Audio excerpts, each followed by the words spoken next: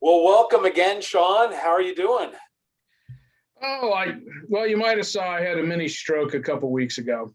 I did see that. So, how are you feeling? Well, I found out from the doctor Monday it's actually significantly worse than I thought. So I'll know more in a couple weeks. But yeah, I could drop dead in the middle of this, but I suppose any of us could.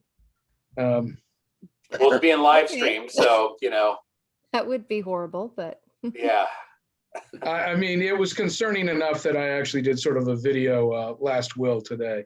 So really, yeah. Sorry to hear that. So we'll see.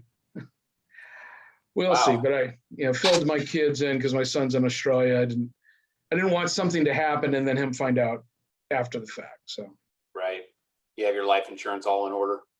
No, I haven't had any since my heart attack. They won't give me any. Oh no.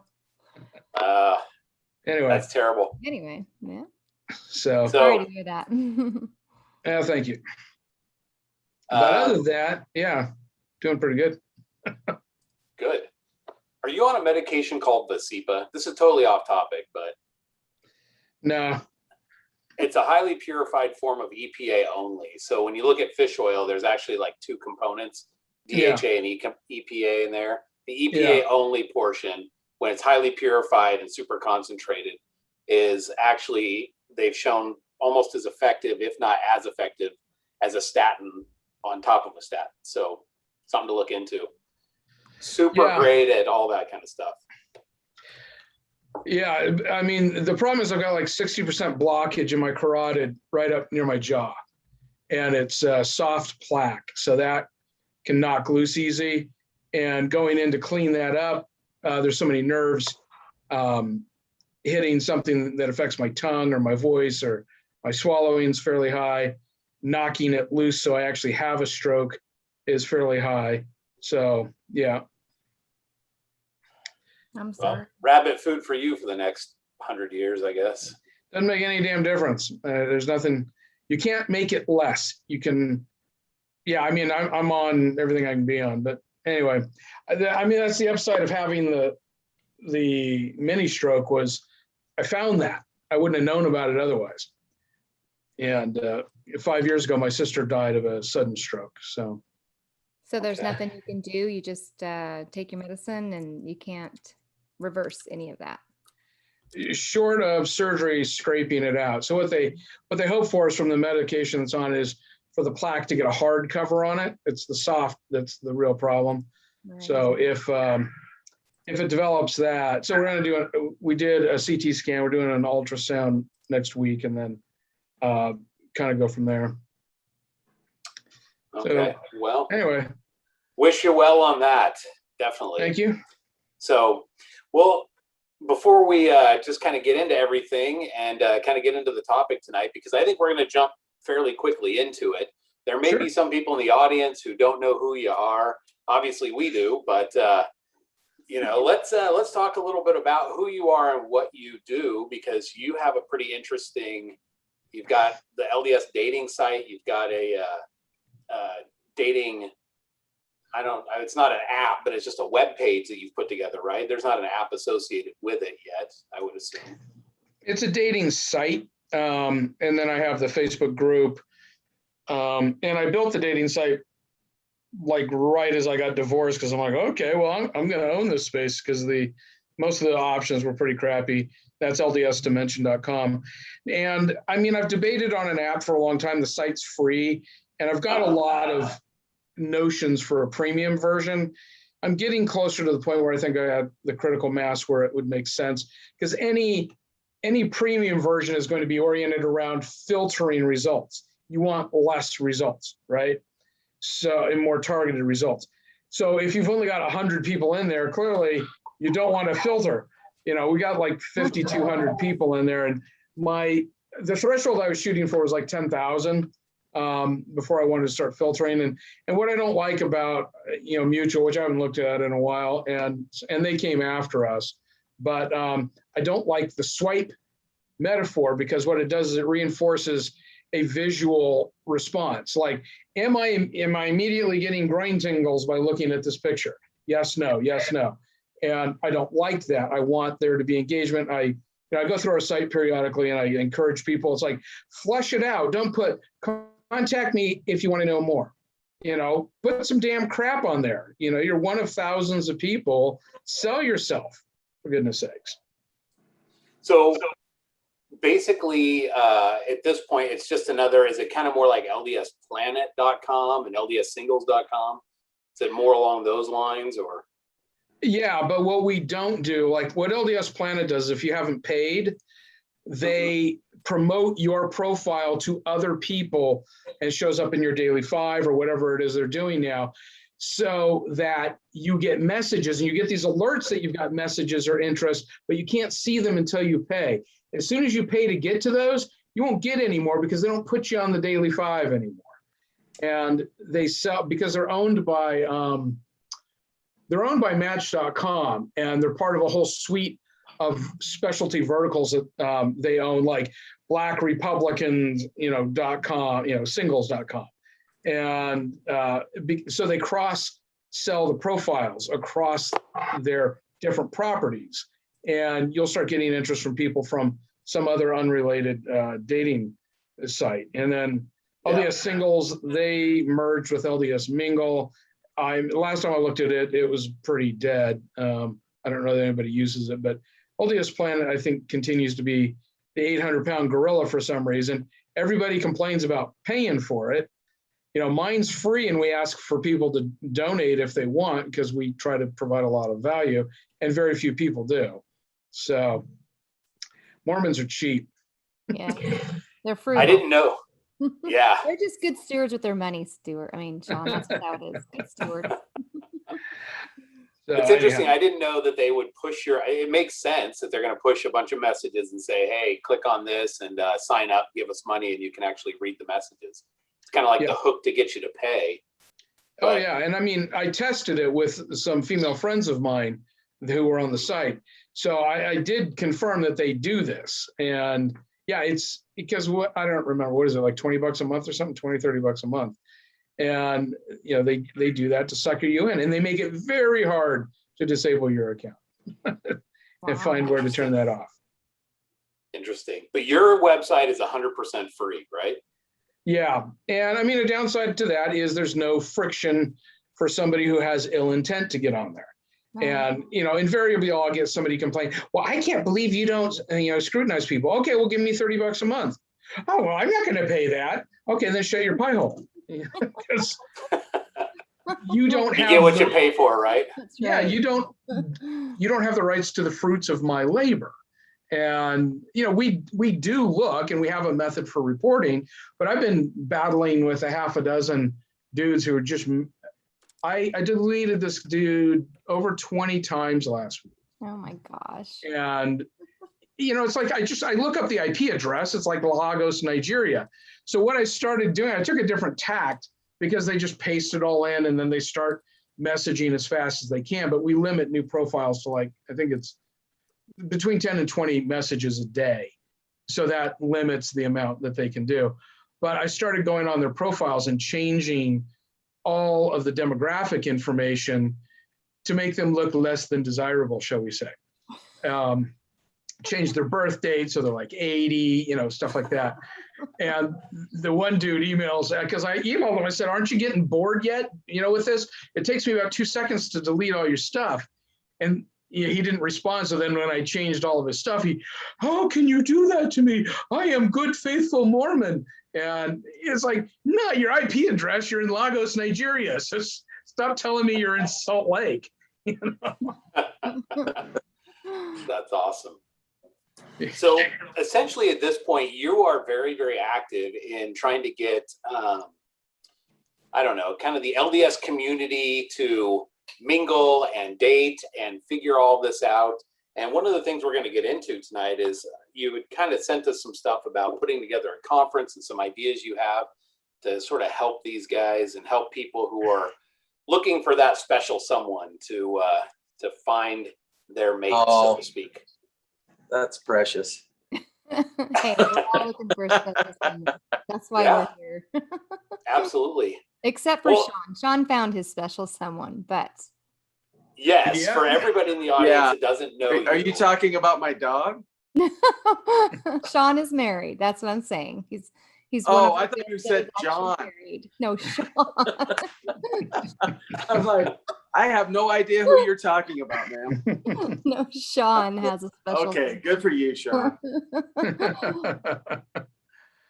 Yeah, and and it's interesting because she knew me from the LDS dating Facebook group, and I've told this story a lot, but she liked the cut of my jib, if you will. We hadn't interacted on there, and I was at a singles event, and she comes up to me and she's like, "Are you Shawn from Facebook?" And she was the third person that day to say that to me, and at different church events, which was really weird. I'd gone to help bless a friend's grandchild, and somebody said something there, and so I said, "What did I do to piss you off?" And and she says, "Nothing yet." And she was there by herself, so I invited her to come sit with me and my friends, and we chit-chatted. And yeah, from that point to when we were married was only a little over 4 months. Wow, that was quick. And this is your second marriage, correct? Yeah, so that was over 6 years ago. Okay. But she had been doing what I had been espousing in terms of how to get your act together, how to pray, how to listen, expectations. If you're praying to meet somebody and you feel compelled by the Spirit or moved by the Spirit to go to something, which was exactly her situation that night. And I ended up at the wrong one because you remember that movie, Meet the Mormons, I think it was, or Yep. what's it called? So there was 2 firesides going on here the same night. One had the actors, one had the director, and they were about 10 miles apart. And I went with a friend, and we ended up at the wrong one from our other friends. And that was how we ended up being at the same one at the same time. So if you feel moved, and this applies especially to women, because they're like, well, they need to ask me out. And Celeste is like, stop it. That's exactly, I have literally heard them say that just like that. Oh, yeah. It was the arms and everything. This September is, Maybe not quite like that, but no, not quite. But September I've is felt World that Ask the Guy Out vibe, on a Date month. So I'm sure I they're thought out it was there. Hispanic Heritage Month. Okay. That started yesterday. Or no, today. Today starts Hispanic Heritage something. Yeah, so anyway, so the whole point was you feel compelled, you go, you see somebody that you're you feel compelled, and then you stand there and wait for them to come to you. The whole, well, Heavenly Father is going to bring me my eternal companion. Men and women both do that one. But you're the one that felt compelled to go. You're the one that feels drawn. You can't pray to violate their agency such that,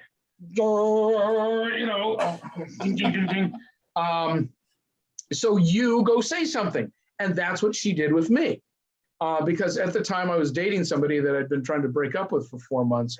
And no, I'll change. All right. And so I wasn't looking to meet somebody. I was, just there with my friends and, just doing the thing. And the gal I was dating was a non-member. So anyway, yeah. So let's back up just a little bit, because again, we're going through, for everybody who doesn't know you here, and kind of, I want to set the stage and kind of the picture on how you got involved in all of this, because you were married for quite a long time. And then suddenly you found yourself in this crazy LDS dating world of divorcees or never marrieds and widows and all this kind of everything that comes involved in that. And you're like, what is going on? And so tell us a little bit, give us the whole story there of how this all came about, how you got involved. So yeah, I'd been with my ex-wife 25 years, and I'd been inactive for that long, if not a little longer. So I missed a whole lot of stuff going on in the church. I missed a few prophets. I was never against the church. So this was a little over 8 years ago now. Marriage started falling apart, and about 3 months before we filed for divorce, which was on 9/11. Interestingly. Symbolic. Yeah, when Benghazi happened. I felt compelled to go to church. And so I wrote over there. I found out what time it was. Times they had posted were wrong. I actually went to the LDS website to ask for a missionary just so I could find out what the stupid schedule was. So I was really fresh back to everything. I had no contacts. I didn't know what anything was, where anybody was, who to talk to.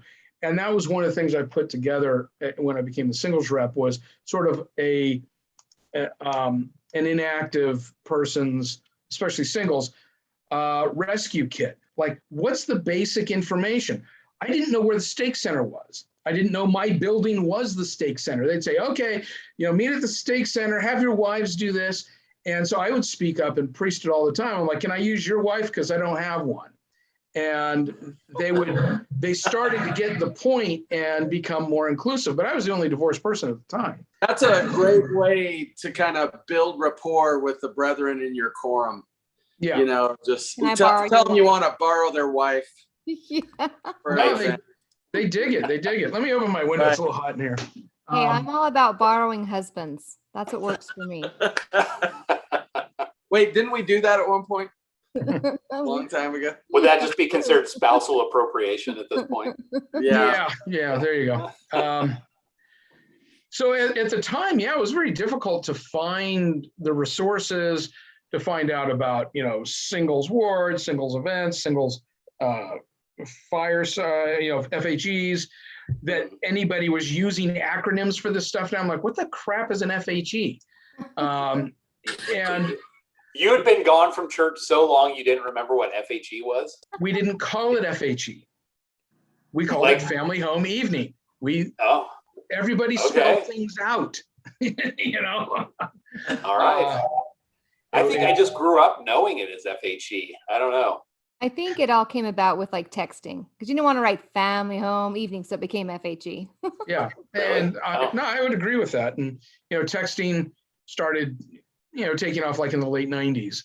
So, there were so many things I was just ignorant of. And there's things that I missed, like I don't know how to consecrate oil, to do a blessing. They just never cover any of this stuff. If you didn't go on a mission, and so I'm kind of like a convert, but I was born in the church. So, I call it a convertible. And I like that. Right with the top down, right? That's right. And I think for converts, especially, they have a conversion moment. When we're born in the church, a lot of people just kind of go along, do. And then if they get tripped up, boom, they're leaving the church because they never really had a testimony. They've just been, I know the church is true. Blah, blah, blah, blah. I love my mom and dad. And then It's just been their program for life. It's what they've done. Yep. Yeah. And I think having that conversion moment is so important for everybody. And learning to pray, learning to listen, not letting your fears or your hopes substitute for answers. Yep. That's important. Absolutely.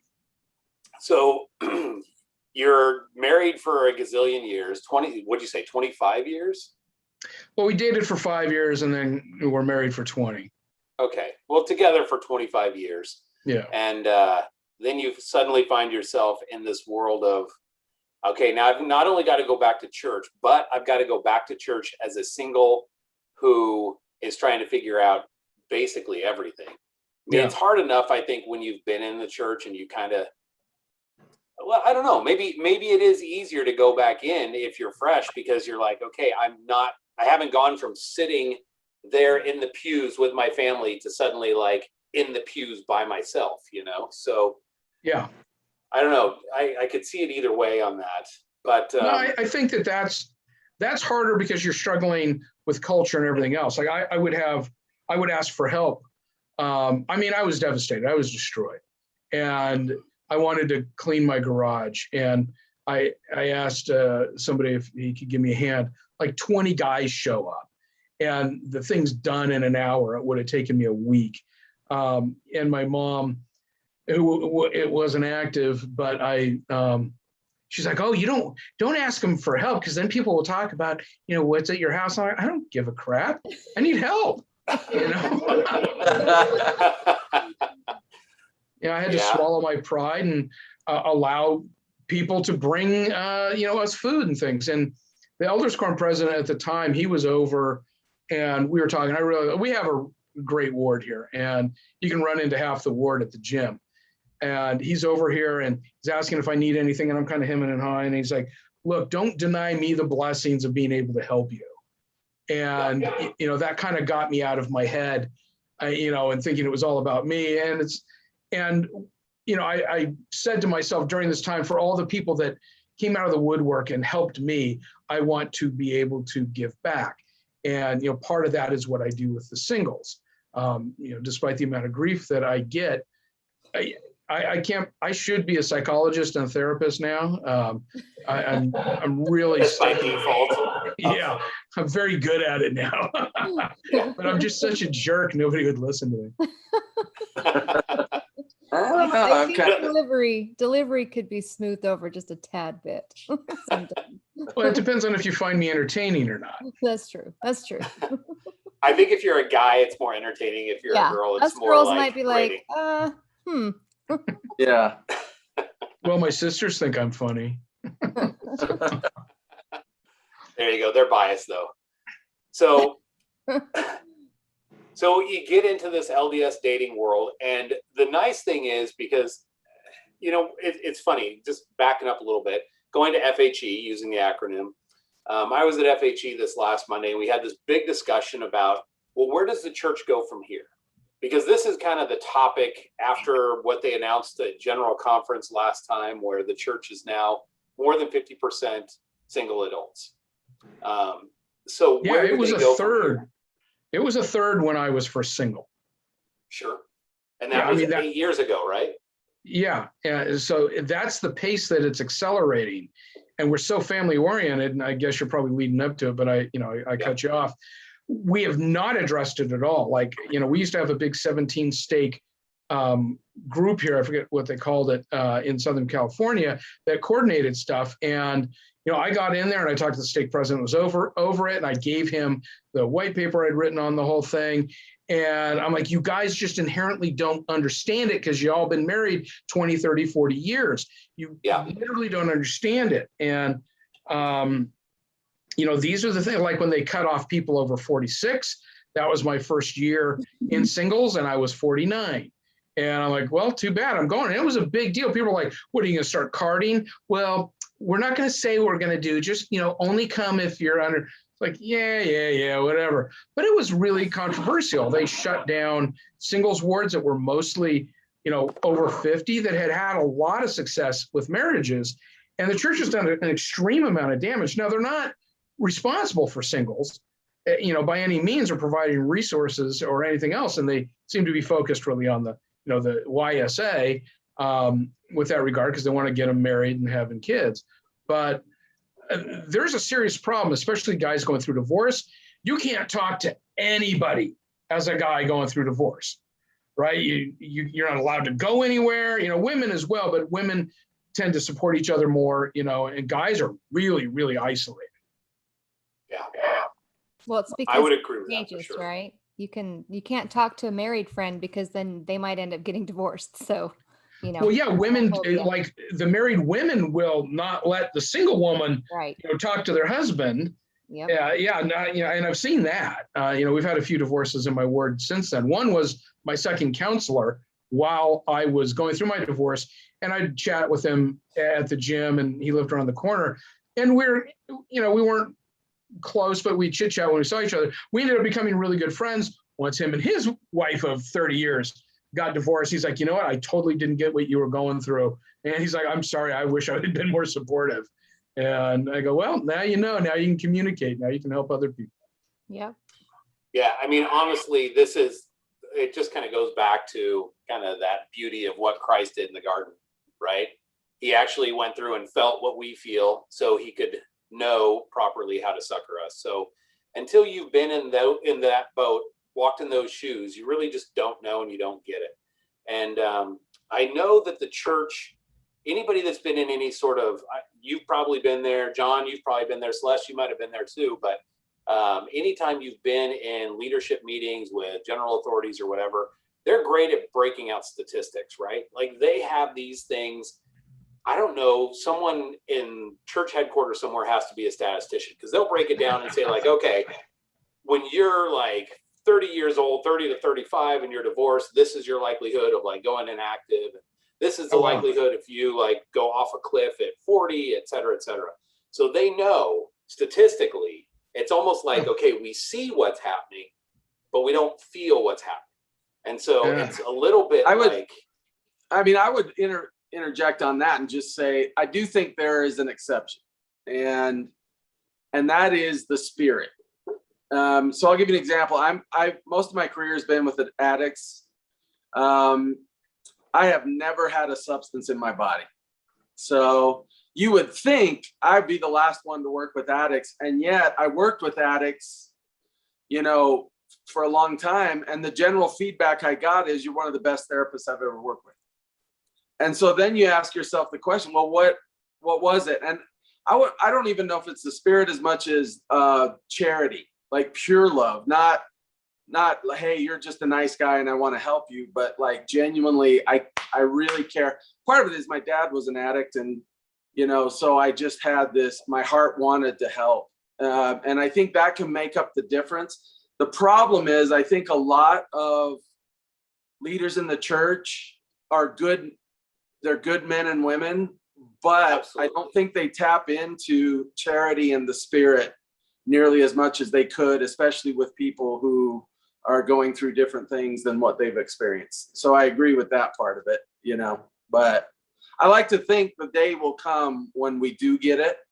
I don't know if it'll take Jesus coming to help sort that out or what, but I just think it's kind of a culture. Like I wasn't necessarily against people who were single, but I didn't think anything of it. Like it was like my focus was so on my family, keeping us active, doing my calling, like just doing the culture and all the things behind the church, that I didn't even stop to consider someone who is single.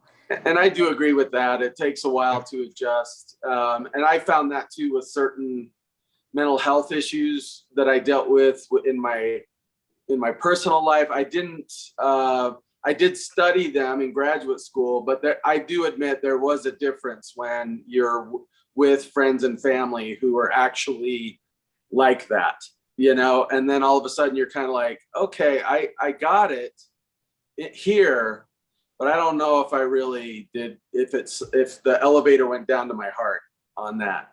So yeah. It's a little bit of, walking in the shoes. Like you had the experience with your dad, so that gave you a touchstone. But right, a lot of these guys, like, say their parents never got divorced, their wife's parents never got divorced, none of their siblings have been divorced. They've been married, they got back from their mission and got married at 22. Now they're in their 50s.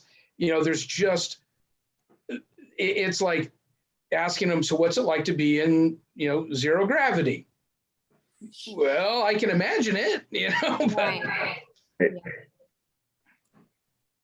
Yeah, it's an interesting experience when I was just thrust into the singles world after 25 years. Like it was shocking, honestly. I didn't know what to expect, but what I found was not what I was expecting. I was just like, it was, in my mind, it was like this whole kind of underground, like, what are these people doing flying around the nation visiting each other? Like, I just really had a hard time, like, grasping it all. Like I was in shock, a lot of it, but I've noticed that or I've come to realize, like, it wasn't that I was trying to be mean or not focus on singles. I just was so focused on my own family and doing what I thought I needed to do that I just didn't stop to think about others. And that's horrible. But I think as a church, we need to do better of like, okay, yes, we got to work on us, but also let's be aware of those around us.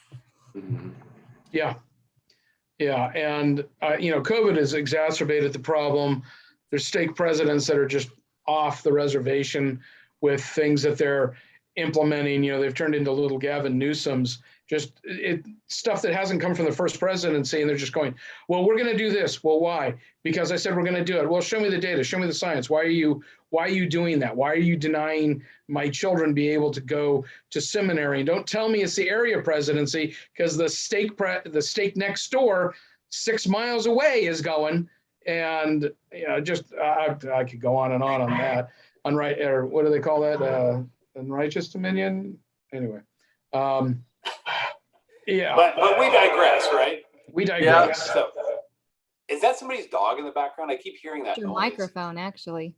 Is it mine? I think so. Every once in a while, it'll just do something random. Mm-hmm. I'm sorry. So I'm traveling for work. I'm in a hotel room tonight, so you kind of get what you get. But I have these little fun stuff. Earphones. What's that hooker and cocaine on the bed behind you? Oh, nothing to see here. Nothing to see here. So, yeah, as far, when people get back into the dating scene, and I know this is one thing that you're really big at, Shawn, is trying to get people like refocused. Like, to me, sometimes I look at people and go, how did you get married in the first place? Like, you have zero game, right? Yeah. You see them online and you're just like, oh my gosh, you don't know how to talk to the opposite sex. And it's I don't know if it's just been too long or what, but it is, it's a hard thing, I think, to get back on that horse when you haven't gone out to meet new people and it's been 25 years in your case or what have you. And suddenly you're now in this world of, now I'm single again, especially if you've been at church all this time, sitting in the pews with your family. Now you're alone, or maybe with your kids, and everything's different. I don't know if you've looked at your ward roster, but I know for my ward, for example, if I were to look out in sacrament meeting, I might know maybe a couple, at most a handful of people that are single, right? Like maybe 2 or 3 others usually that are there. But when I look on the roster, we've got 77. And so they're there. Yeah, it's exactly right. When I was doing I was the ward singles rep, and there was like maybe 5 singles that showed up at church, and one of them, she's like 80, she's a widow, and there was over 50 on the roster. Yeah. And I reached out to every single one of them, but just in my stake, there was something like 400. Yep. Wow. Yeah, when you're talking about those statistics of people going off the cliff, let me know, by the way, if these are becoming problematic. I got some other headphones I can try here, but no, you sound fine. Okay. When we're talking about people going off that cliff after they go single again, they get divorced, what have you, you need to really look no further than how many are on the books in your ward. And, some of those may not necessarily be factual, right? Like you might have got their record and they don't actually live at that address anymore and haven't for a few years. But let's say 2/3 of them. In my case, 2/3 of them, that would be around 50. And I've got 3. Let's call it 5 showing up. That's 10% showing up each Sunday. And that's that rescue packet that I put together. And we had some meetings outside of church, at somebody's house with the ward mission president, ward mission president. And we had like a 20% success rate, which is better than 0. And if we care, to John's point, and we have a heart, who is in the most jeopardy? Somebody who hasn't joined the church or somebody who accepted the gospel and left? And all we're obsessed with is getting people in the front door, and we're not watching the ones going out the back door. Yeah, that's true. That's a good point. And it's such a fragile time at that divorce point. You would think there'd be, you don't want to overwhelm them either. I mean, I didn't want like people all around me and like all in my business and stuff. But at the same time, I didn't want to be isolated and have people kind of looking the other way or not knowing what to say, or almost looking at you, making presumptions about, and I think they make different presumptions about men and women who are divorced in the church, and basically, just kind of the idea that all the women are frigid and all the men have had affairs, or and it's like, you know, the two women I've been married to, none of us fit those stereotypes. You know, they weren't like that, and I wasn't like that. You know, and so it's almost like we got to educate the membership to help them understand. And even if we did fit those stereotypes, to be quite honest, those were under difficult circumstances. That doesn't mean that's who we are or that's who we have to remain indefinitely. People change, you know, and I've seen, obviously in my line of work, I've seen people about as low as you can go, and totally to flip it on its ear and become really solid in just every way you would measure it. And so to keep telling those stories as if, you know, this is who that person is, you know, just seems totally unfair. And quite honestly, I think it really, especially when we do it to each other in the singles world, you know, the punishment for that is you lose out on some really cool people to date, even if they weren't your one. They definitely are. There's really amazing people that get passed on for just made up things or stories that you bought into. Well, people will red flag other people, and women are worse at this than men. Like, I had dated a lot of the women before, but this buddy I was telling you about got single, and he ended up dating some of the women that I had dated or I had been friends with. And I'm like, dude, you do not want to go. Here's the list of problems. You don't want, I know you, this won't work. No, I don't care. She's hot, you know. And yeah, it's almost like you go in too hard and fast. Yeah. In all fairness to women, though, I will say, and this is kind of based on a show we did recently, is the price you pay for red flags come true, I think, if you're a man, is not as severe as if the guy really does turn out to be the creep she thought he was. You know what I mean? You don't know my ex-wife. But I think unless you marry, and then I guess they can hurt you probably just about every way except physical. But well, I was the target of a lot of red flagging because I would piss people off, and especially in the LDS dating group, I would kick somebody out who was problematic. And you know, we really haven't had a bad problem in quite a while. But I would just remove them. And they'd come after me in PMs. They'd go in other groups and start talking all sorts of crap about me. I don't know, it was a little earlier this year, somebody went and messaged my wife and told her that I had been meeting her at a hotel and she was pregnant with my child. This was 6 months ago. And my first wife would have just assumed it was true. My current wife screenshots it, emails it to me, and she's like, ha ha ha ha, what did you do to piss her off? And, I had no idea who it was. I even went and I hit up the profile. I said, why are you telling people we're married? I go, that's sick.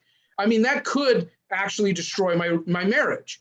And this is the lengths I've had women go to that are angry at me for kicking them out of a Facebook group, right? That's all I did. And an interesting thing that I found, I used to screenshot the private messages that they would send me, and I'd post them in the group. I would have women attack me for doing that. They would completely ignore the vile stuff that was being said. So I switched to doing the dramatic readings. Everybody loves those. They think they're hilarious.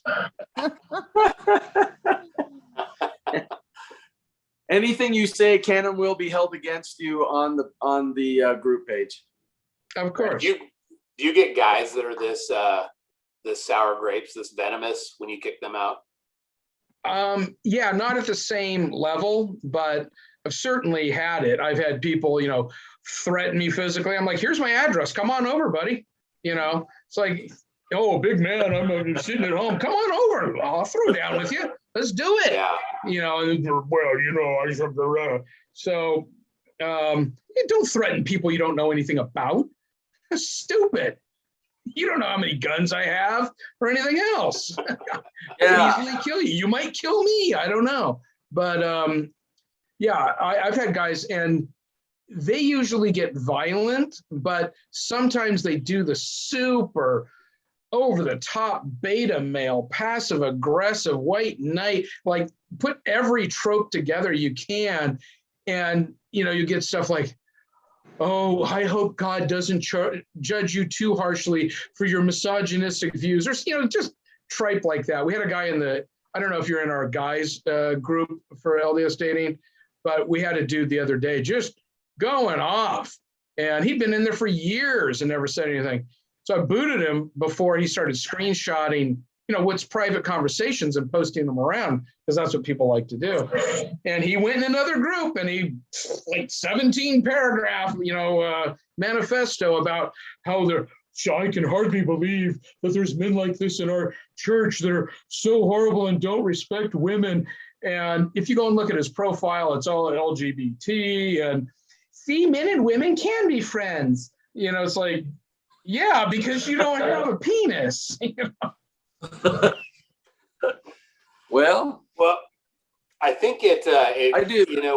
Go ahead.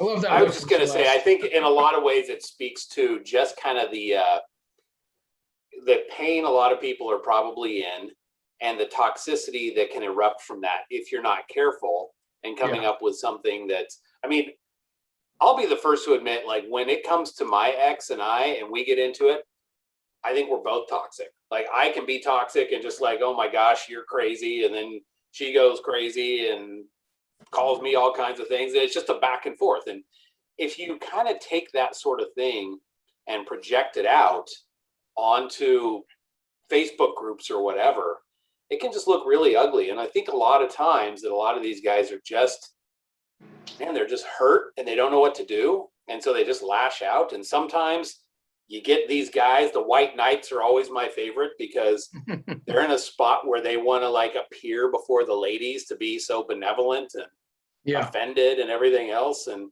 it's still just toxicity at the end of the day. A lot of women aren't attracted to it. And oftentimes I try to help them. Like if they come in and they post a horrible picture and, hi, who wants to date me? And I'll say, hey, why don't you post a better picture and say where you're at, the kind of things that you're into. And I'll give people, it's like, you want to reread that and maybe rephrase it. The edit button is here. And when people dig in, which is part of the rules, don't dig in too hard. And I've had people that I've come down on and they stopped and they came back like a day later and went, I see what I was doing now. And that's gratifying, to see somebody actually stop, do that self-evaluation. And like Randy Gilchrist and I, it's a little bit good cop, bad cop. He knows how to be gentle and, do the whole tongue foo thing and take things around and, depending on use soft words. Yeah. He knows how to do that. That's his job, right? John knows how that works. So, for me, it just, and that's the whole reality stick idea, which is I'm going to hit you upside the head with a reality stick. You've been patted on the head too much. You've been coddled too much. People say, you're awesome. It's their loss. It's nobody's loss. Like, oh, well, he did this or she did this. It's their loss. And you get all the people jumping on, yeah, it's their loss. No, it's nobody's loss. It's not a good match. Take that and go, okay, good. I didn't spend a lot of time on it. Boom, I'm on to the next thing. Stop, and everybody's, you're super awesome. There's nothing you should change. That's not helpful if there's something you need to change, Yeah. I think that's one thing I've noticed is I think the first time around, when I dated, after being married for 26 years, so I actually was forever and a day or forever and a year. But I think that I got caught up in the game, and it was almost like Johnny Junior High stuff, just what I've been sort of, this time I'm way on the other end of the spectrum. I date very few women. We have a great time. There's no rush in, that kind of thing. And I think what I've noticed is I'm kind of shocked at how people in their 40s and 50s, how 5 and 10-year-old they can go, especially when they get triggered. And to be honest, I think I probably went there too, especially that first time around. And yeah, and it's heartbreaking. It shows that there's just some unhealed crap in there still. And then we marry each other, you know, and I think that's where those second divorces come in, you know. So yeah, you can, and they don't even realize how much they're advertising their pain, you know. Oh yeah, back to the world. And I see people on our dating site, their intro is their list of, it's vomiting out all their toxic garbage. It's like, hi, I'm so-and-so. I'm bipolar. I have an eating disorder.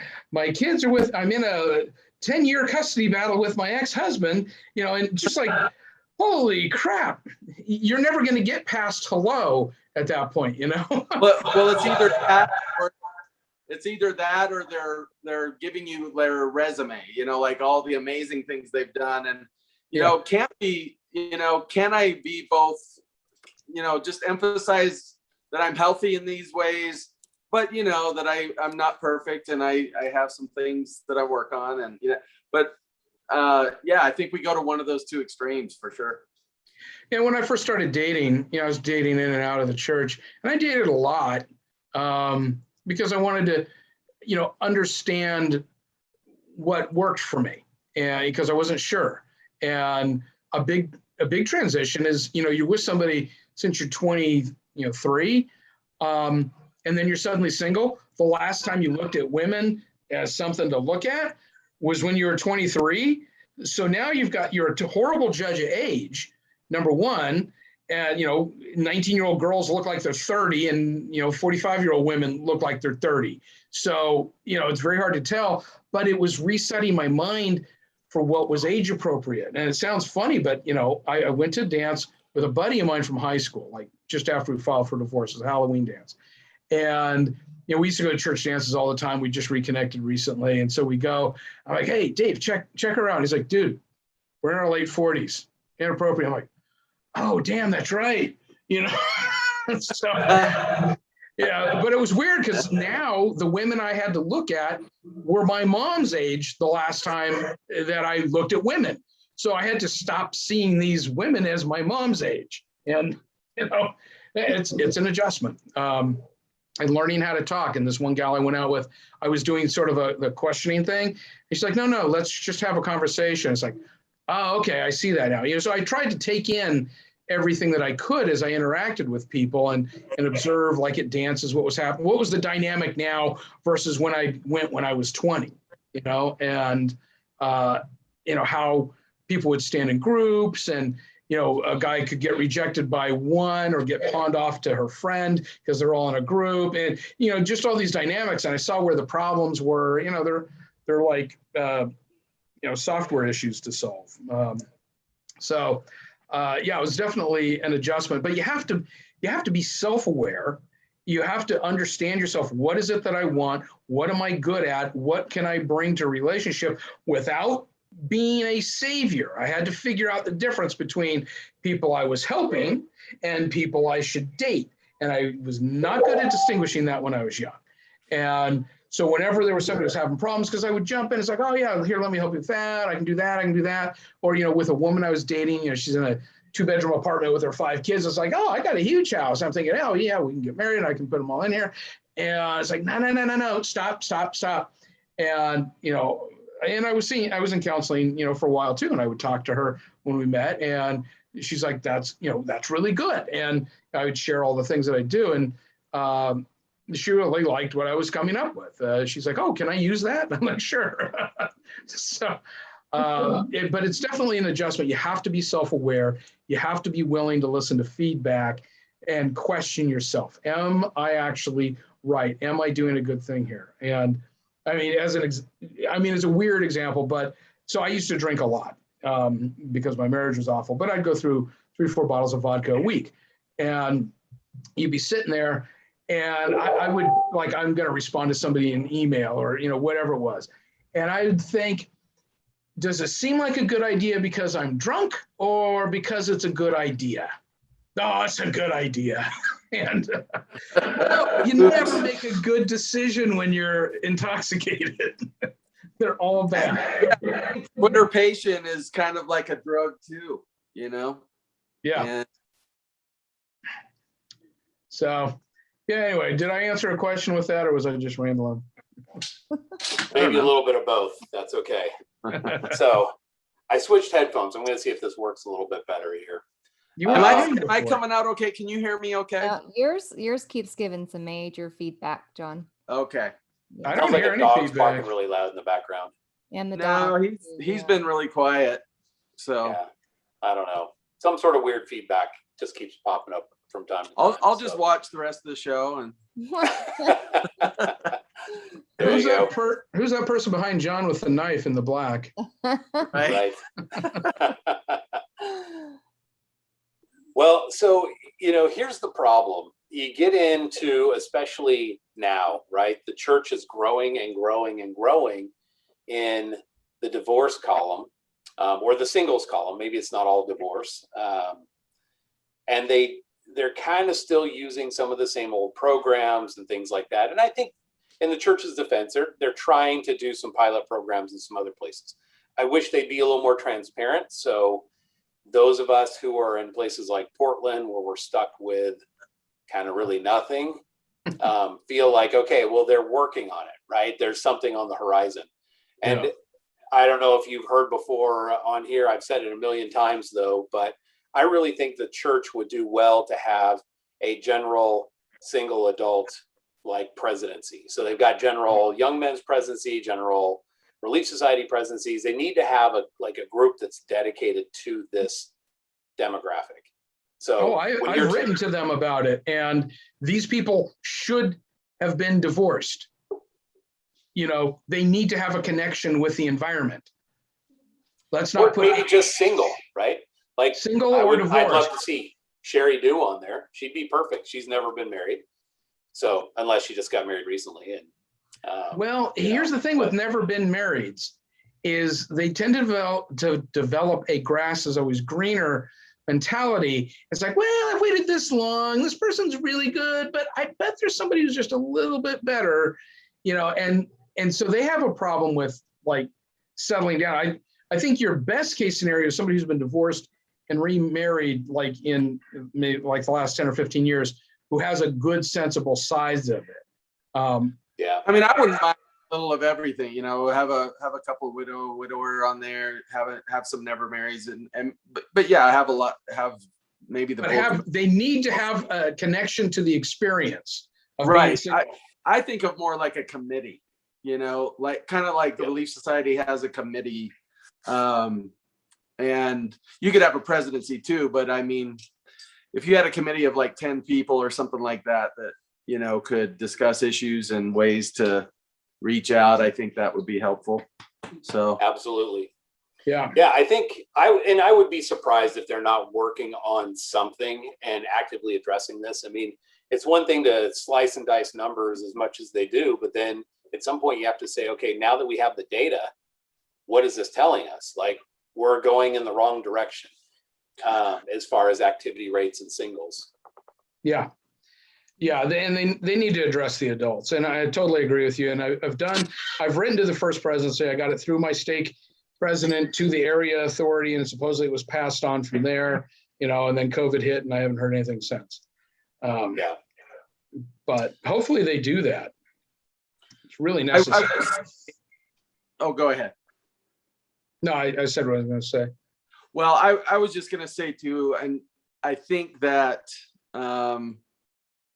we second guess a lot about what's happening in the church, especially right now. And I think we got to remember we're in weird times right now.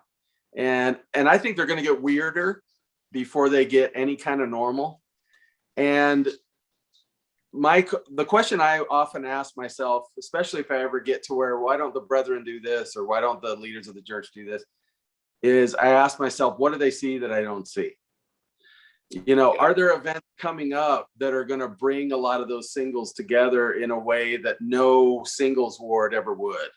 You know what I mean? Like, and I can't see that, and that doesn't mean they shouldn't be moving on other things. I just say to myself, let's see how history goes, because it just seems like these days everything's changing like every 6 months. You know, well, I'll say to that, if you don't say anything, people won't be aware. And that goes to questioning decisions.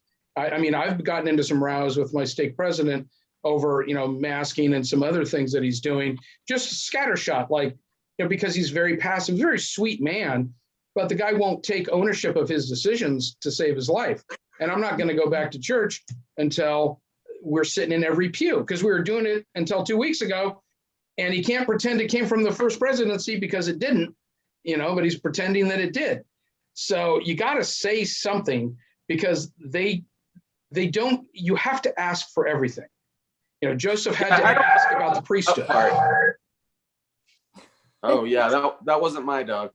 Well, it's just. I think it's your audio. Yeah, it's your audio. Okay. When you speak into your mic a little loud. It just I don't have a mic. Oh. Well, whatever you're using. If you can sit in that chair behind the couch, John. Right. Whatever dog you're using there to like bark into the microphone. So was that mine making that? Because that sounded like I could hear a dog bark, and I hadn't really said anything. It's usually, I think it just sounds like a dog. Mm-hmm. Right. Yeah. But anyway, I have no problem asking. I think we can ask all we want.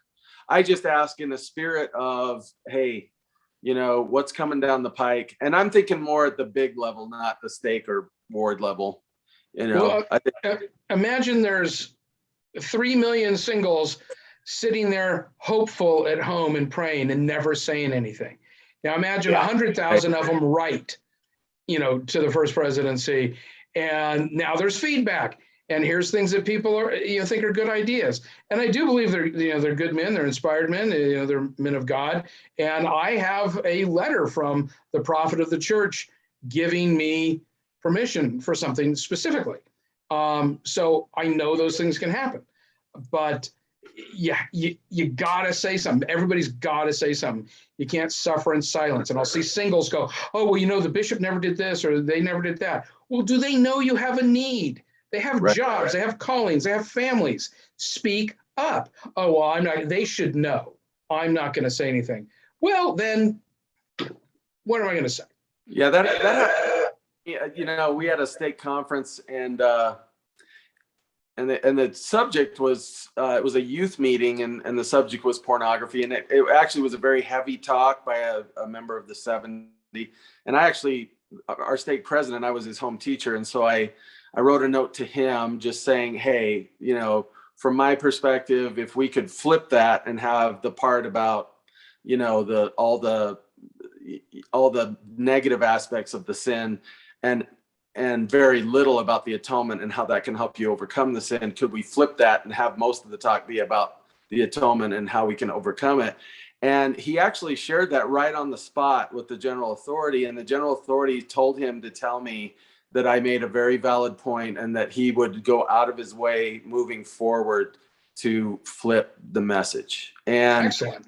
And I think that's generally the spirit I feel from like regional rep or like area authority up. It seems like there's a spirit of sweetness when you kind of get above that. And I think there's a lot of that among bishops and stake presidents too. I'm not saying there's not.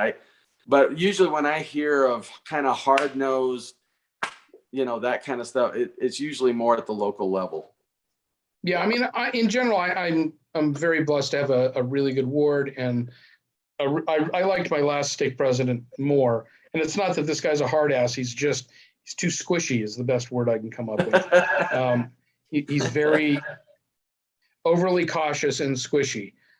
When I talked to him about the mask coming back a couple months ago, he tried to blame it on the governor and the first presidency. And I'm like, no, because the stake a few miles up the road isn't doing it. So just say, I made this decision and I made it for these reasons. Don't tell me it's the governor. Don't tell me it's the president. Don't tell me it's the prophet, because it's not. Just own it. That's what ticks me off. Yeah, I think the highest levels follow the spirit, and the presumption that's being made is, well, that means that we just can't get closer. And no, it really means feel the spirit of what's being taught, and so be careful in the ways the Spirit moves you, and and respect freedom in the way that the Spirit moves you as well. So. Well, here's one thing I would like to add too. It's nice to be able to reach out and say, hey guys, I would like to see some movement here in this way or that. But to kind of flip that a little bit using your analogy, it would be nice too to say or to hear from the upper ups, the first presidency or anybody, hey guys, we got some pilot programs we're working on. We understand you guys would like to see these things. We've got some exciting things on the horizon. Just bear with us. Give people a sense of like something's happening. There's something going on. With that, they had that conference. I don't know if you attended it or not, with Elder Anderson and kind of the singles. I forgot the name of it. Is that one just last month? It was just. I think it was about 4 months ago or something. Oh, okay. But essentially, the idea was, what was it, like a Provident Life or something along those lines? If anybody in the audience remembers the name of it, I can't remember off the top of my head. But it was good. Don't get me wrong. It was good. But I think the feedback that I've heard from most people coming away was like, okay, now what, right? Like, I think the whole theme of it was, it's great, the abundant life. Thank you. That was it. So the idea is like, hey, you can have a good life being single. Well, that's fantastic. I agree. But what I was really hoping is maybe a little bit of a hint of like, hey guys, look, we hear you. We love you. We know you're there. We're working on it. Some acknowledgement. Yeah. It seemed like it came across that they could have put the delivery in any type of topic. Like it was for everybody. Like you could have used that for the youth. You could have used that. I mean, like it was just a general kind of church answers, like primary answers. And those are valid, like primary answers, pray, have faith, all those things work. But when you're a big group of singles and you're so excited to have something specifically created and crafted for you, and it's general and it can be for anybody, that's where I was there were just so many issues that were just left untouched. Like hardly any mention of dating and trying to find someone else, or moving on with your life that way. And I just thought, or the pitfalls of dating, and even some of the things we do to each other that aren't healthy that would need to be overcome. Like I would have liked to hear their counsel on that, on how we treat each other. And I mean, not necessarily stalking or anything like that, but definitely like how we respect each other and that kind of thing. So I mean, what we usually get is, men, you need to do better. And women, you're super awesome. You stay on that pedestal. And I don't think men or women, neither of us want to hear that message. It's kind of like, I don't think women mind being held accountable. And I don't think men mind, would probably could use a bit of a pat on the back, especially if they're the ones in priesthood meeting attending it. They're probably not the ones that need to shape up the most, and so they're just going to eat that and say men suck. And I don't think that's the message we want to send to, to brethren in the church who are actually still trying to be active in the church. Or what I would see a lot at these, singles firesides would be, as a speaker would come in and tell you just this horrifically tragic story. It's like, oh, this guy, his wife and kids and, pregnant wife, they're all killed by a drunk driver. And, he was left alone and then he forgave the drunk driver. Is that supposed to make me feel better? I'm devastated right now. Now my empathy is in overdrive for this guy and what he had to go through. That's not helpful. I'm not as good as he is, clearly. I'm not as good as him because I would have gone and killed the guy. It's like, think this through, for goodness sakes. I mean, my ex didn't crash into me and kill all my children, and so now I guess I can't feel upset. I can't feel bad for my circumstance because his was so much worse. Things he or she did to me, kind of. Yeah. So it's like, stop doing that one. So Shawn, let me ask you a question. Obviously, you've kind of taken this whole role and you've dove in like with head first on this whole thing, both feet, however you want to like use the analogy. But why? Like, what kind of drives you in this sphere? Now that you're married, a lot of people are like, hey guys, married, it's been nice, peace out, right? Like they take off, but you are still like on this kind of mission to create a dating site and to kind of help and get the church to like recognize, hey, we've got some things here, especially the biggest demographic in the church now, that needs to be addressed. What drives you in this arena? You know, it's the satisfaction of being right. Oh my gosh, how come I am not surprised by that? You're just doing it for sheer. I was like, hubris. that sounds right about.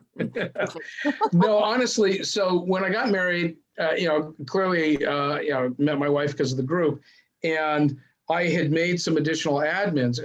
So she and I talked about it. We went, what should we do with this group? There's, I think I had it up to 7,000 people at one point, and I've kicked out a lot.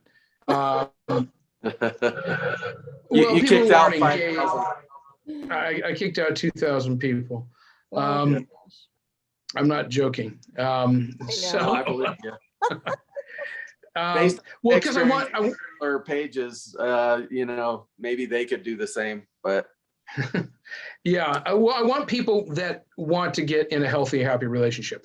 So she and I talked about it. We talked about who we could make admins, and I made some moderators and I tried them out for a bit, and she and I stayed engaged, and we went, what? We ate, our own dog food here, and we're happy. And we have things that we can share with people. And the fact that we're married, we're not stalking our own group, right? Like if it was me, I don't let any guys in it. I only let girls in, and then pretend to be super awesome all the time. Note I said pretend, Celeste. So anyway, so there's people who lose their cookies over the fact that we're married, and they act like there's some big aha moment. Oh, you're married. Oh, you mean it's like right in the group description? Yeah, it really hid that one. But I think it's an advantage because we are unbiased. We don't, there isn't somebody we favor over somebody else because we're interested or what have you. But it really came back to kind of, lifting where you stand, giving back. And my wife has taken a much more passive role in it the last couple of years, just in social media in general, because she was getting tired of stuff. I think it was kind of it would get obsessive for her in terms of staying on it. But we made a men and a women's group. And this was an interesting examination in men's and women's behavior. So we have the LDS Dating Men's Boot Camp and LDS Dating Women's Boot Camp. We opened it up, and it was a place for men to discuss something, kind of outside of the women being there. It's a men's locker room, and the women to be able to talk, right? And discuss things that are specific to their situation. Inside of the first 2 hours she had to change it to a moderated group because it was just a fire hose of bitch sessions. And it was really weird. She's like, I didn't know women were like this. They're awful. And that was my wife saying it. And so she had to really control that environment. Whereas the guys group, is good. I think there's some healthy discussion in there overall. It's not high traffic, but, we have a topic every day. Randy Gilchrist posts something in there. But it was really to try to help people. And we've been responsible. I could say I'm personally responsible probably for a couple of dozen marriages, helping people with advice, because people start messaging me all the time. And I've warned people about scenarios that they were in, and they do it, and they come back to me 6 months later. You were right. I wish I'd listened to you. And, I tried to keep them at it. And I try not to proactively get involved. I let people come to me and ask me my opinion on this, that, or the other, and I'll give them what my analysis is. But there's a lot. I go back and I look at some of the conversations that I've had with people that I haven't talked to in years now, and I see where they're asking me, oh, I really like this guy, or I really like this girl, and this and that, and I'd given them some advice, and they're married. All of them are married now, and it's like, it's cool to see. So, so you get a kick out of just enjoying, like, watching what everybody's doing, trying to help them kind of move to that next step. Is that what I'm? Well, I like, aside from the ego part, right? Like knowing that you're right. Yeah, it's such an ego stroke. It's awesome. I have such a God complex. I find it gratifying, maybe is a better word than satisfying. It's gratifying to see, people evolve and get better, at the things, and be open to sort of shedding some of that toxic behavior and turning into somebody that I think is a pretty cool human being. And there's been some guys, like, I would do this early on. I haven't had it happen in a while, where, somebody's really got a problem with me. And I say, okay, let's get on a live chat in the group right now and let's talk it through. And, I'm friends with all of those people now. They thought I was a dick, when it started, and we had that conversation, and we were able to have a breakthrough, because getting away from the keyboard, right? Now you have to actually have a conversation. It helped them learn something. And I don't have a need to be nice, I suppose, or to bend over backwards to deliver a message differently. Sure, there's different ways you can say something. You don't go, hey, John, you're such a jackass. Why can't you understand what I'm saying? Clearly you don't do that. But I try to avoid that as a therapist. Yeah, well, that's weird. But anyway, from what I understand, that's a they don't usually they don't warm up to me very well when I put it that way. But right. But I can't control how somebody is going to choose to react or interpret what I say. I'll have people say, oh, you could say that better. Maybe, but better for who? That'd be me, right? Like, I'm the one that would tell you, change your Oh, you might do that. Yeah, you're like a little Jiminy Cricket there. I want to say something. Like, I think it's interesting that you keep this group going, because I think that it's almost like you're a success story, right? You've gone through all these hoops and jumped through it all and lived the life of a single post-divorce in the church. And so I think that you have a lot to offer people. So keeping the group has probably been a huge benefit to others to just learn from you. And I think that as we experience things in life, like, the Lord expects us to help others who are in similar circumstances. So yeah, and it's a thankless task most of the time. But if I didn't see change and results, then I probably would have shut it down. Getting attacked got old, after a while, in a way that I coped with that was by doing sort of the dramatic readings of the attacks. But I used to screenshot and save a lot of it. I've probably got 30, 50 pages worth of, attacks on me. But my supporters, when some of these women would go in these girl groups and start going, ladies, look out for Shawn. He's a control freak, and he's this and he's that. And I'd have friends go, well, number one, he's married. So that's out. But they would let me know about it, and they're sending me screenshots, because I had people who were such supporters. It's every once in a while you got some psychotic person. I'll say this before I stop on this topic. This one gal who went off and was attacking me, she went and told 3 other women, who all went into groups and started saying crap about me, none of who I knew, never interacted with them ever. And they were saying things, oh yeah, well, he did this to me. And so I found out who they were from one of my friends, and I went and messaged them and said, why are you talking about me? We don't know each other. Oh, well, I'm sure you have done something like that. Like, they don't know me. Yeah, we have got to cut that crap out. Yeah, I 100% agree. I think that this is one area I do believe that women excel at, and that is taking whatever other women tell them as truth, and like developing their own opinion off of that information. And it's kind of sad, because I can't even imagine how many people's lives have been changed because of that. Like, even I'm in this volleyball group, it's a chat group, and there's guys and girls, and I can't tell you how many times people have like reached out and told me, beware of so-and-so, or beware of this person, whatever. And it's like, it's not fair to them. It's not fair to the other person that you're totally telling me to be careful of, because what if for whatever reason I connect, or I like the individual, or whatever? Like, I just think it's like, I don't need someone out there like being like, like protecting me. Like, I can stand my own ground. I can figure out if I like someone or not. And I don't need people trying to like give me an idea in my head before I even know the individual. But women do like to do that, for sure. And I think some of the stories could be true and stuff. It's just, right. but I think a lot of them, it's CYA, cover your A, cover your ass. And it's or at least there's a component of that. So we embellish, and I'm not saying that men don't do this too, just so you know, that we tell a story in such a way that we emphasize our ex's weaknesses and emphasize our strengths. Well, that's an ex. That's a different dynamic than, maybe you went out once. But I mean, you could apply it. You could apply it though to any other human being that you've had an experience with. Basically, I think if there's not abuse of any sort, then we just need to keep our mouths shut. Now, if I was in a relationship or on a date and there was some sort of abuse, then obviously you want to warn your friends, like, hey, dude, this is what happened to me. But if it's like, oh, he's weird, or oh, he said something, or I kind of got this vibe, like, just leave it. You guys didn't get along. Maybe they get along with somebody else. A gal's a friend of mine in Texas.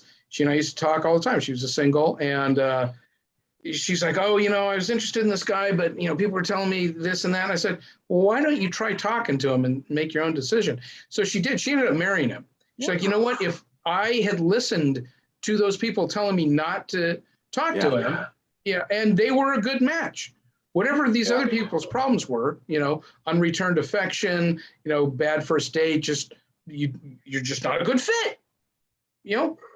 Again, not anybody's loss, right? Not a good fit. Move on. Right. I think we need to keeping our mouths shut, and I think we need to plug our ears when people are offering stuff that we don't need to listen to. Great advice, Celeste. I got lots of it. I'm going to give you partial credit.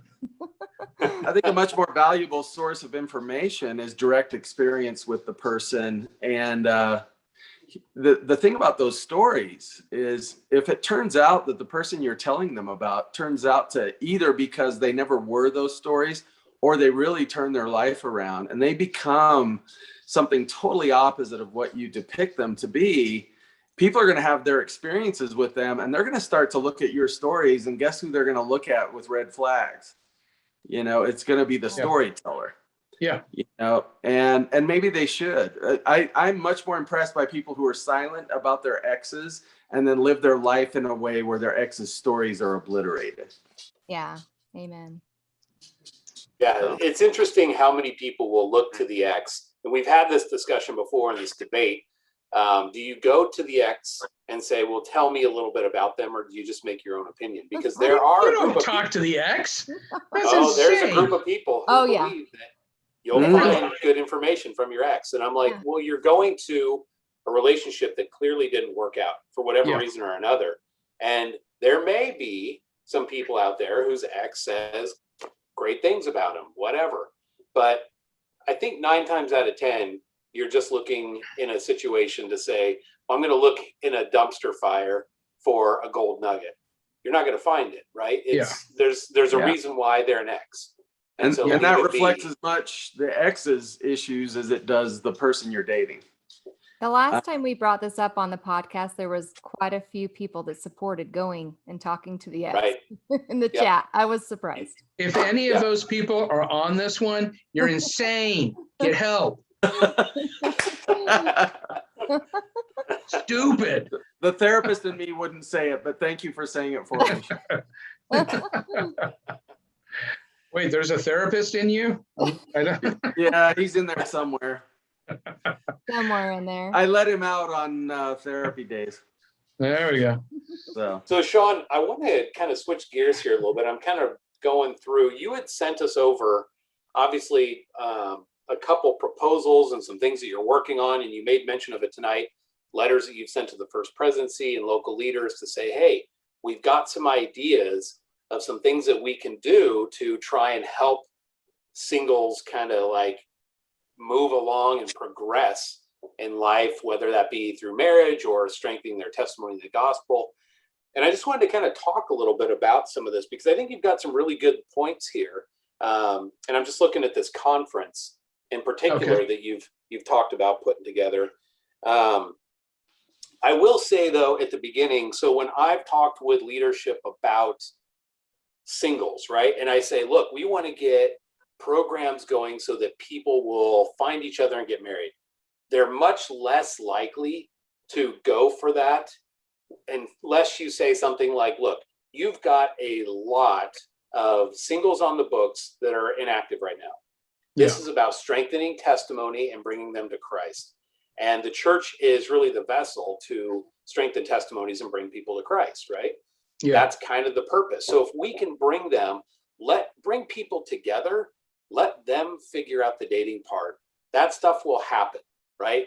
So when we're framing this, I think probably the best way that we put it is not so much like, how do we get you married, but how do we strengthen people in the gospel and in the church? And from that, the blessings will flow.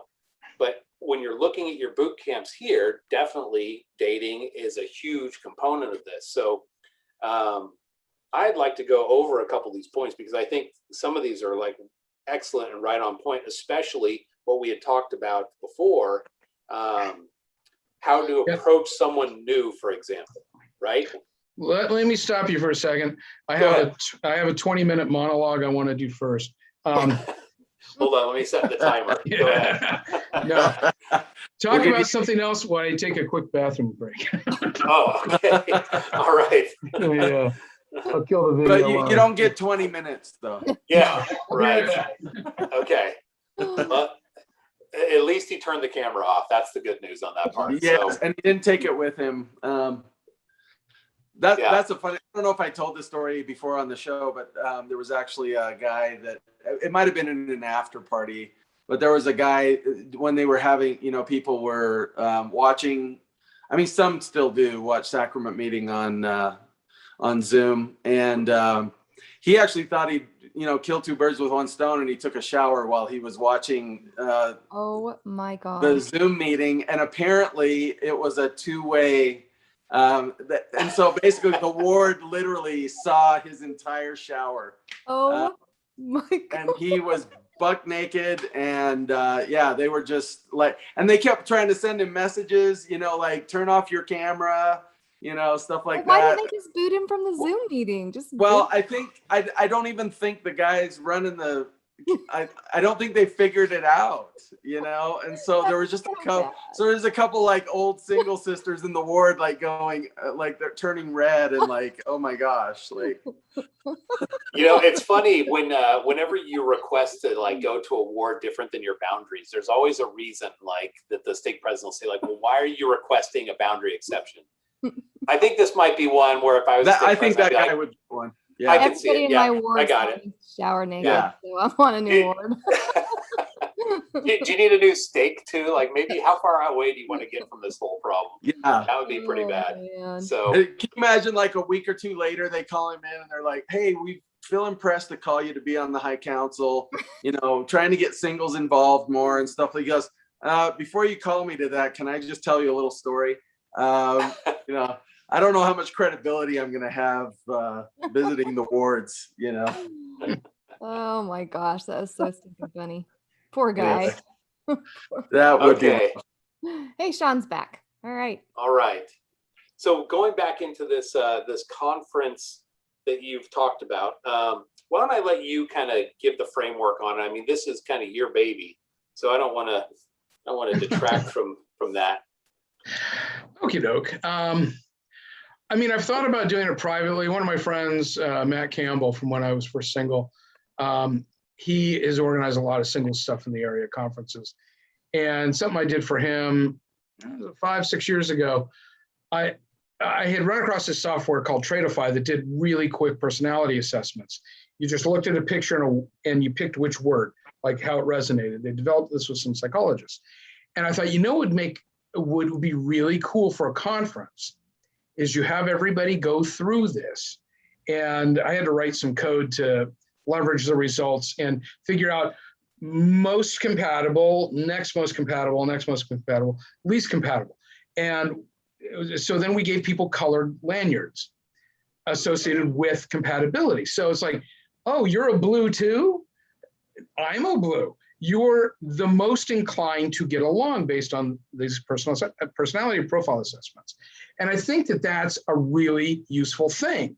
Now, you have something to talk about, right? Now, because people are very tribalistic. When they go to these things, they tend to congregate in their known groups. right? As soon as when I didn't know anybody, boom, I'd just go wherever the cutest girls were, right? But then once I knew people, you went to the people that you knew. And so you needed a way to mix that up. This gave you an ability to do that. Some of the other ideas is if you were having dinner, for example, everybody goes and sits at the tables or sitting by their friends. Like, okay, now look under your plate. What color sticker's on it? Now go to the table that's got that sticker on it. Enforced mingling. And well, let me ask you a quick question about that. Sure. Let me kind of jump in here. So let's say you've got like, I don't know, 75% blue and then like 20% red, but only 5% like yellow or something like that. So you've got like a big chunk of people that will be okay together, and then a smaller group, and then like a really small group. And suddenly you look around, you're like, all right, there's 4 of us and 3 of us are guys, right? And so you're kind of looking at that going, shoot, do I not match with anybody? Or like, what would you do in that situation? Well, what I did, because I had the results, I had everybody and I knew what their results were. And when I first did it, that's what I ended up with, was sort of like, it was really stratified. And that's why I put more nuance in it. Like I shortened the number range on the compatibility matrix, just like tightened it up so that there was more. It's like, this is your best match. This is your next best match. So it wasn't just always best and worst. You had, gradations between the two. Okay. And then that way, if you didn't find a green, but you got along with blue, hey, there's some blues, Yeah. So did you actually put this together then, or? Yeah, I did it. And we did it in that conference and people had fun with it. And I talked to all the other conferences around, because there's a hard cost associated with it. Like, I don't know, it cost me like $1 a profile to run. So I was asking people, hey, I'll do this for you. Just tack whatever I said, like $2 on to each ticket. Oh, no, that's too much. I'm not kidding. Nobody would do it if it costs money, even at $2 a head. It's weird. Interesting. But people are flying in, to go to the conference. They're not going to spend an extra $2 so they know who they're going to likely be, get along with rapidly. Yeah. It's a sad state of affairs. Yeah. I'm frugal. I make copper wire by fighting over pennies with myself. But sometimes there's a point of ridiculousness. I will pay for lunch and not dine and dash, for example, Yeah. So, what I wanted to do with the conference was have everybody like take the assessment profile, like on the way in or ahead of time, to give them that to start with, and sort of start with like a dance, but it was really an observation setup. Watch what people were doing without them knowing this first event, whatever it was observational by the people running the event. Make notes and go, okay, and then dissect what was wrong or what could be better, or, just make it as like, okay, you 5 women, that doesn't work at a dance. You've created an impenetrable wall. A guy is not going to go and penetrate, except for the narcissist who doesn't give a crap. And then you're going to complain that all men are narcissists. And it's because you've only made yourself available to narcissists. And so you stop and you address the behavior as you see it happening. So it's an interactive sort of thing. Teach people practical skills, right? How to deflect unwanted attention, how to say no so that you're saying no. Don't give signals, say no, and actually practice saying no. And for a guy to know that no means no. That's the big one, because girls are great at sending out smoke signals or like Morse code, and guys are like, what? Like, well, I told them want to no. hurt them, or Right. Like, did you really tell them no? Like, well, yeah, kind of. Like, okay, it's the kind of part that's not like quite there, you know? No, I dated a gal like that. She had guys that had been following her for 2 years from conference to conference. And, I met up with her at lunch at the conference, and all these guys are sitting around her. We were clearly dating each other. And she's like, and I'm like, what's up with this dude? Oh, yeah, he's been following me around. I go, Well, tell him you're not interested. No, he should know I'm not. Why should he know? Because you talk to him every time he comes and talks to you. Because you told him you have a Apparently, boyfriend. He's not getting it. Yeah. Right. But He does not speak pigeon or smoke signal. Some guys even no means no. Like you have to be firm. Like, okay. Remember like Dumb and Dumber when he's so like, there's a well, chance. is there 1 in a million? Yeah. And he's like, so you're saying there's a chance, right? Yeah. So it's like some guys think anything, any little like glimmer of hope. Well, that's why if you're not interested, and there's this gal, we called her the Black Widow. She was attractive. She was a little older. She's got to be in her early 60s now.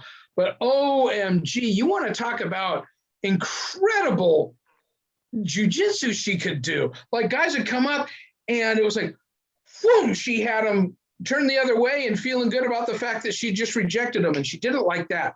It was just unbelievable to watch. It was like poetry in motion. She was so good at it. But yeah, learning how to approach people, how to talk to somebody new. I have a hard time with that myself. How to dress the right colors for your skin and hair, your body type, what clothes work. Don't wear a tank top if you got a muffin, or spaghetti straps or whatever it is. Guys with these super unattractive beards or haircuts, and women who never learned how to put makeup on correctly, or their hair is like, oh, for the love of God, wash it more than once a week. Run a curling iron through it maybe or something. Just do something. Because guys got to pay attention to stuff. I got to trim on my beard every day to get like the weird ass hairs that are growing out at weird angles. I'm not saying I'm super attractive because I know I am. I don't have to say it. But you gotta and super humble too, right? Super humble and attractive. Humility do me at this stage. I've died once. I'm going to die again. It's like, what the hell do I care? But understand what basic things that make you. There's things that are trendy, like pants that look like they were attacked by wolves. But there's just basic things that work. Like I don't look good in orange, for example. My wife can wear orange because she's a redhead. I look good in blue and black and, purple. So learn these basic things, be presentable, learn how to present yourself. You are selling yourself to a certain degree. The excuse, oh, they should know how great I am inside. Well, you don't look like you probably are because you don't give a crap about yourself. People have medical issues. I mean, I have 20 pounds overweight right now and I don't know why. It could be because of all the meds I'm on. Or the hamburgers, that could play a part too. Yeah. No, that doesn't have anything. Gonna go out on a limb. Yeah. But we all have issues, but it's within reason. If I see somebody that's 300 pounds, that hasn't bathed in 2 months and dresses like, in pup tents or something, they don't care. You don't get like that because you have a condition. You don't care. So you need to care. They'd be from Portland, by the way. That person lives in Portland, almost guaranteed. Certainly. But you see, these are all basic skills, and that was one of the FHEs we had was a gal who did color, matching for people, and I'm like, that's awesome. I'm terrible. I need Garanimals to match my clothes for any of those old enough to remember Garanimals. I've got no taste. I don't know how to match things. I've gotten better at it. So I'm like, that's cool because I knew that was a weakness of mine. So I went and I'm a cool blue summer or winter or something. But that was useful. And there was a gal who went up and they did it. And it turned out her favorite stuff to wear was the absolute wrong thing. And she'd been wearing that same stuff for decades. And you could tell when she put that swatch under, it's like, oh, you know what? She's actually more attractive now. She wasn't attractive before. It's a really weird, subtle thing. But we don't need to hear about the guy who forgave the drunk driver who killed his family again. We need practical skills as adults who haven't dated in 30 years, You know what I liked about reading over the conference information you sent, and you touched on this in the beginning when you first started in your intro, is where you're talking about we have to do the work, right? We can't just like pray and expect the Lord to like deliver us a spouse, a little bow on our door. Like that's not what's going to happen. And I think that a lot of people do get hung up with this, you know what? I'm just waiting for God to bring me the right person. And then they just sit and wait. Like they honestly just sit and wait with faith that the Lord's going to deliver this individual. So I thought it was funny how you said the whole, like, you can't pray for the pizza boy if you've never ordered a pizza or whatever. I can't remember how you said it, but it was funny. Yeah, it was something like that.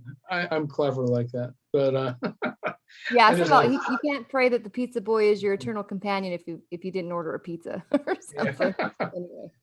That's a good one. I forgot about that. Yeah, I laughed. I was like, that's a good one. It's perfect though. Like you can't just sit and wait and have him show up and be like, oh, because anyway. You know what I think would be helpful is to kind of tier the workshops and say, okay, where do you fit in along the line? So you take all those people that you've seen in your groups, especially the boot camps. I'm sure the boot camps, men's boot camp and women's boot camp, both are prime dumping grounds on their spouse and all that toxicity and the pain that they've gone through.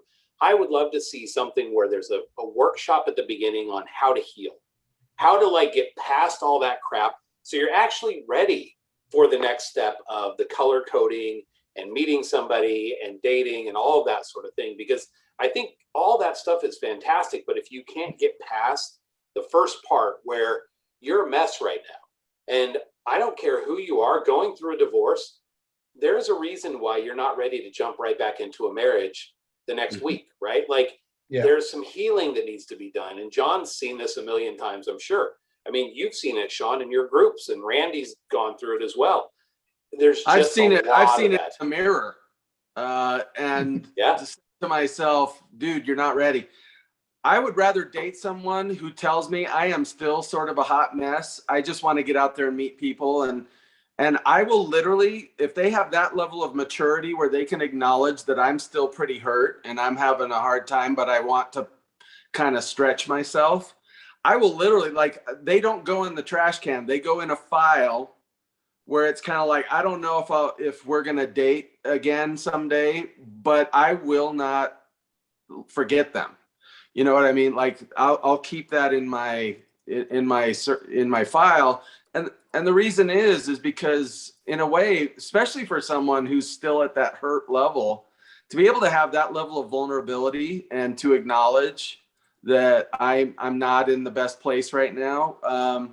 Wow. That's better than some people who think they have healed, The best line of advice that you can start that whole thing with is they are not laying awake because you're awake mad at them. Right.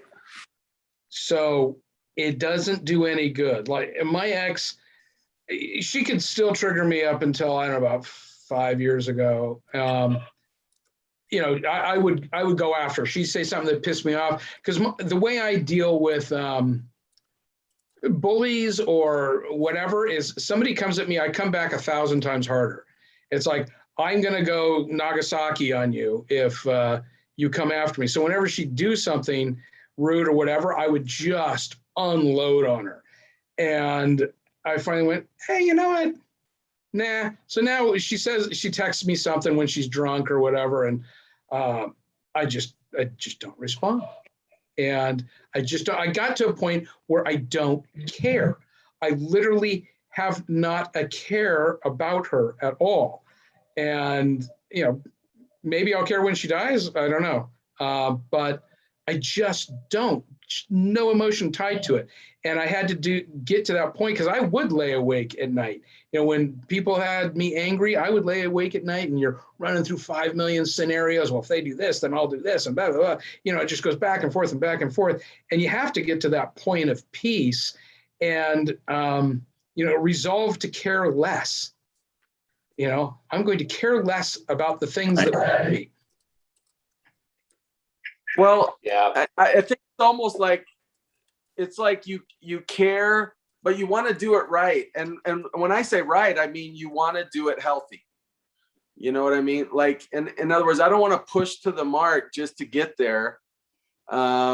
I want to push there when I'm ready to go all the way in, you know, and I want to do that with someone who's also in that place. And I think that's the two mistakes we make. We're either arrogant and think we're ready when we're not, or we're sort of pushovers and just, you know, there's red flags coming out all over the place in the other person, and we just blow right through them and get married and, you know, as fast as we can. And I think we got to take a step back and both look in the mirror and at them and be honest with ourselves. Or there are those people who seem to think that jumping into another marriage is going to fix all those red flags and all that hurt and that pain. And if I can just get to the next one, it'll all be okay. Right. Or that never goes over well. Or that if I never get into another marriage, like if I drag my feet forever, that will somehow solve my problems, you know? And it's just like the balance, I think, is what we need to look for, you know, kind of have a balance between the two, accept some imperfections, but don't fall for the first person waving a red flag. Well, it comes back to the self-awareness, you know, and all you can do is talk about things you can do to be self-aware. You can't make somebody be self-aware. I'm shocked at how unself-aware a lot of people are. And there's things that I do that people are probably go, doesn't he know he's doing that? I am aware of all the things that I'm doing. I just may not care, you know, or I might be pissed enough that I'm going to do it anyway, but I'm perfectly aware of how it comes across or how I come across. I'm always aware of how I come across. So you have to just be aware, know where you are, do a self-check, you know, understand and look at the things. Oh, if I watch this kind of thing, does it make me cry? You got to turn off your video while you're getting that done, John. It's driving me to distraction. Oh, sorry about that. It's like, and you communicate. Because I'm engaging in the discussion on my phone. So my laptop will be back next week. So yeah, you got to be able to communicate, you know, clearly. When my wife needs a hug or something, she doesn't sit there going, why won't he give me a hug? Can't he tell I need a hug? She says, I need a hug right now. Oh, you got it, baby. You know, communicate your need, but you got to be self-aware. Right. It's so hard, I think, after a divorce with people, especially maybe it gets worse, like the longer you've been in a marriage, because a lot of those things you start to take for granted, right? So, you know, your partner, your spouse, whatever, that you've been with for the last, in your case, 25 years, you know what they're thinking, you know what they need, you kind of know, you know, whether or not you do it, that's another story, but you kind of know those things. And now you're suddenly thrust into this situation where you need to read somebody else again and figure out their needs. You're like, wait, I haven't had to do that in 20, 25 years. Yeah. And I think having a workshop to say, look, guys especially, this is how we need to talk to girls. It's not a crazy thing. You approached them at one point in your life. You do it again. Yeah. And women, you know, that it's okay to somehow like dress yourself up. You don't need to send a picture of say like, well, this is what I look like in the morning when I just wake up. And if you don't like it, too bad. Like, you know, it's okay to do those things and like be a normal person because we get it, right? Like I get up in the morning and I look like I might have just had a fight with a bear, right? So I'm not at my best at that moment, but we all kind of shower and do our hair and shave and whatever else. Women put on makeup. So we get that. There's going to be those situations where people are like dressing themselves up and getting prepared. But all of this, maybe if nothing else, should teach us that when we get married again, should we get married again, don't take those things for granted. Still do those things. Still date your wife. Still like dress nice and don't just think like it's not going to matter because it always matters. Yeah, we always get complacent. We go, you know, we try to always have a date night every week, and you know, we always dress nicely when we go to do it. But we spend time with each other. Like she's a teacher, so she's grading stuff. We sit there with the TV on and, you know, we run some mindless shows or whatever that we like to watch. And she'll be working and I might be working, but we're sitting there together and we don't get angry because one or the other is working on something because, you know, we're spending time together still. And we got some friends that are married and the husband resents that she's a teacher and does that when they're at home. It's like, why, dude? Because he and I are friends too. It's like, dude, just chill, sit with her, turn the TV on, and you've got things that you can do too, but you're sitting there together and appreciate each other. You do the little things for each other. You step up instead of going, well, he doesn't do this and this and this. Oh, well, she didn't do this and this. You see something needs to be done, just do it. Oh, look, laundry basket's full. I'm going to go throw that in.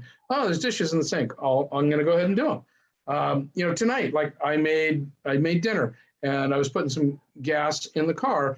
All the dishes needed to be done. I work from home, and Carly goes and she's at the school, and the kids have got all this stuff going on at school. Well, I came back in and she'd finished putting away the dishes and she'd done the dishes in the sink. So it was like, cool. I didn't, it's not that it's one of us job, because whoever sees it needs to be done does it. Then there's no resentment like, well, they're not doing this. Well, you do it. Now, there's a point that you can get to in terms of enablement, which is what happened with my ex-wife, where, kids needed clothes. So I would do the laundry. Kids need food now. Okay, well, I'll go shopping. The food needs to be cooked now. So then I started, it was weird. Over a period of time, I suddenly did everything. And she would be in bed 20 hours a day if she wasn't drinking. And when she moved out, she went to my mom's house initially, and she was telling my mom, oh man, I don't even know how to shop now. Shawn's been doing that. And because she didn't realize she had abdicated everything because I enabled it. But it had to be done, right? It wasn't an intentional enabling. So you got to be careful that you don't get to that point. But then, you have a toxic situation if that's what's happening. And you need to have a conversation. But anywho. Absolutely.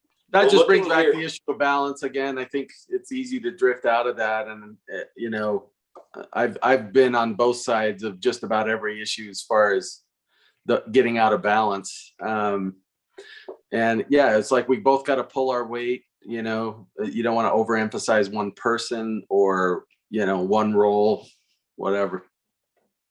Yeah. Absolutely. Well, what we'd like to do is kind of have the audience open up for some questions and things of that nature. And in the meantime, while we're asking for people, go ahead, by the way, raise your hand. If you don't know how to do it, I think it's Alt-Y. Let me double check here. My end. Maybe it's Control-Alt-Y. Oh, yours was Alt-Y. I saw your hand. Was it Alt-Y? Mm-hmm. Oh, did it go up? Okay. It's Control-Alt-Delete. And then Control-Delete, yeah, bring up Task Manager. Yeah, just put it in the chat or private chat one of us, and we can add you to the list if you have something to say or a question to ask. So I guess the question is, while we're waiting for those who have questions to kind of raise their hand, where do we go from here? What do you see the church's biggest need on the immediate front as far as addressing the single scene? I mean, you've spoken about what we should see, which is, some leadership over it, tasked with it. If they are working on a program, they need to speak up.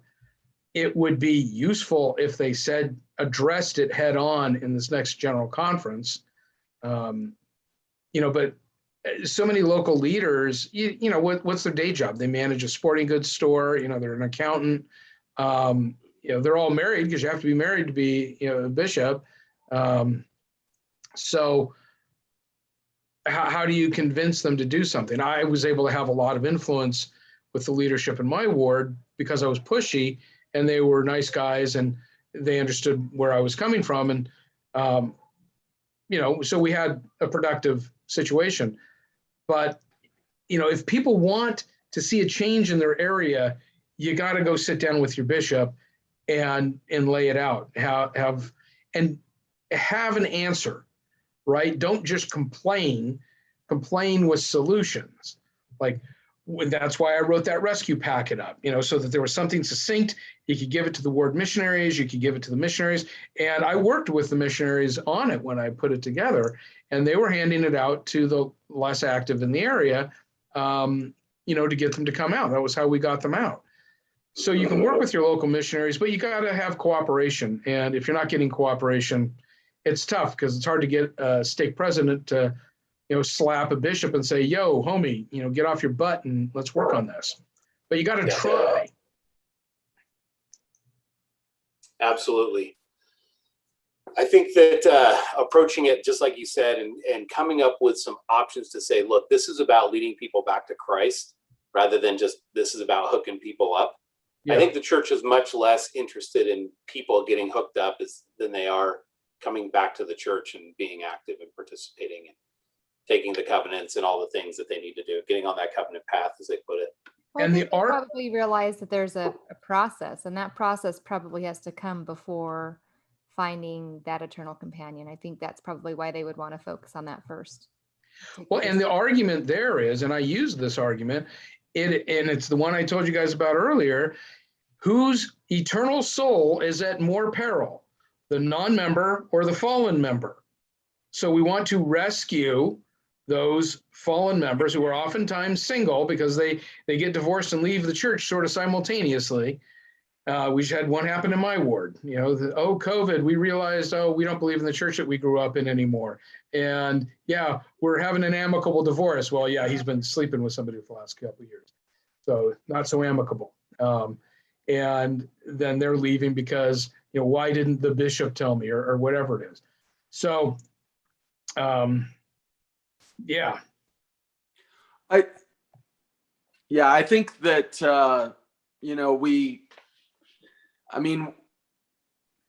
I think if we have a conference that focuses on Christ, the nice thing about that is it gets like-minded people together because you're focused on Christ. We just happen to do it with a bunch of singles, No, that's what they do now. That's all they do. Yeah, I was going to say it needs to be a mixture, I believe. Like, yes, focus on that's Christ. Fine. You can still have messages that are about being single and how to.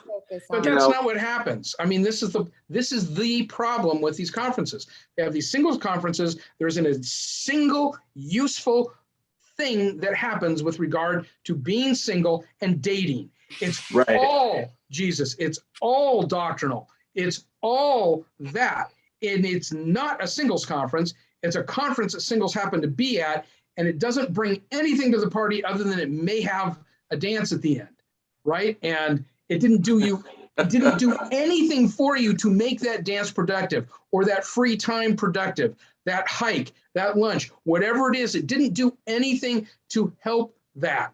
And so you're sitting in this talk that is completely irrelevant to your life and what's going on right now for you. And you're checking out the women, you're checking out the guys, and you're waiting for the break so you can go talk to them. So what good is that? That's what they do now. They need to completely flip that. Do you think, and I don't know, I'm just throwing this out there. Do you think that the reason why they like to focus on doctrine is because they feel like maybe we're divorced because of a lack of testimony or a lack of understanding of the doctrine? Or commitment or... Yeah, like maybe we just don't grasp the importance of eternal families, or I don't know, like it makes me wonder, because it is true, like those type of things, they always go for the doctrine, to almost like, if you just have faith, it'll all turn out. Or if you can just, get your life in order, you will find your person. Like almost like it's our fault per se that we're single. I think you're giving them too much credit that they're thinking it through. Well, honestly, because I think they're doing what they always do. It's the same talk you'll hear in sacrament meeting. Right. It's the same talk you'll hear, at seminary kickoff. It's the same talk. These people cycle around. It's the same talk from the high council rep, They're not thinking it through. There is no thought that goes into it for the most part. There are people who are brought in specifically to, speak about things like this. But no, you're giving them too much credit. They're not thinking it through. Well, this is where it goes back to, if the church puts together some sort of presidency, single adult presidency, they need to have some people who understand the issues, who've walked in those shoes a little bit. Yeah. They will understand, look, it's okay to have messages about Christ. It's not okay, though, to just throw out a generic, like I heard this in Sunday school last week, right? Yeah. Like, and I agree with that. I'm not something. Saying that, it's just all churchy and we don't talk about practical things, I have found in my own life, and this isn't the church answers. I've just found the closer I am to Christ, I just feel like I'm a better date. I just feel like I'm a more solid human being, I guess is what I'm trying to say. And And I think I kind of noticed that about the women I date too, but that's not like I think that's almost, I don't know if that's cause or effect of being healthy again, of healing, so I get, in a way you could approach it from either end, but. Well, like's gonna attract like to a certain extent, right? And right. Carly and I, our first date, we covered a whole lot of different topics, science, religion, Book of Mormon, fringe esoterica in the church, music, the whole thing. So it's a normal conversation. But I just don't give the stinking same Sunday school talk at a singles conference. It's just I agree. utterly irrelevant. So basically, this is not your grandma's singles conference. That's what you're going for. Right. Well, yeah, that's why I wouldn't be able to hold it in the church building. It'd have to be someplace else, or what have you. Yeah, I get it. I would love to see kind of a targeted approach and say, if we're going to talk about, give like a spiritual lesson on Christ, let's talk about applying Christ to healing post-divorce, or maybe being a widow or widower, right? Applying the atonement to that so that you can heal to move on to those other workshops where you're now color coordinated. I don't know why that one's a tongue twister, but ready to like date again, right? But right now, a lot of you aren't. And there are some practical tools that the church can offer to help get you to that point. But you gotta make it real, right? Don't throw out the Sermon on the Mount, right. The meek will inherit the earth. You need to apply that to your dating life. It's like, no. I'll give you an example. We're doing the Boise Bash, and really none of the presentations are church doctrine per se. That's not to say nobody will bring up something about our faith. It's just that they're more about psychological issues, like how to heal, how to overcome stuff.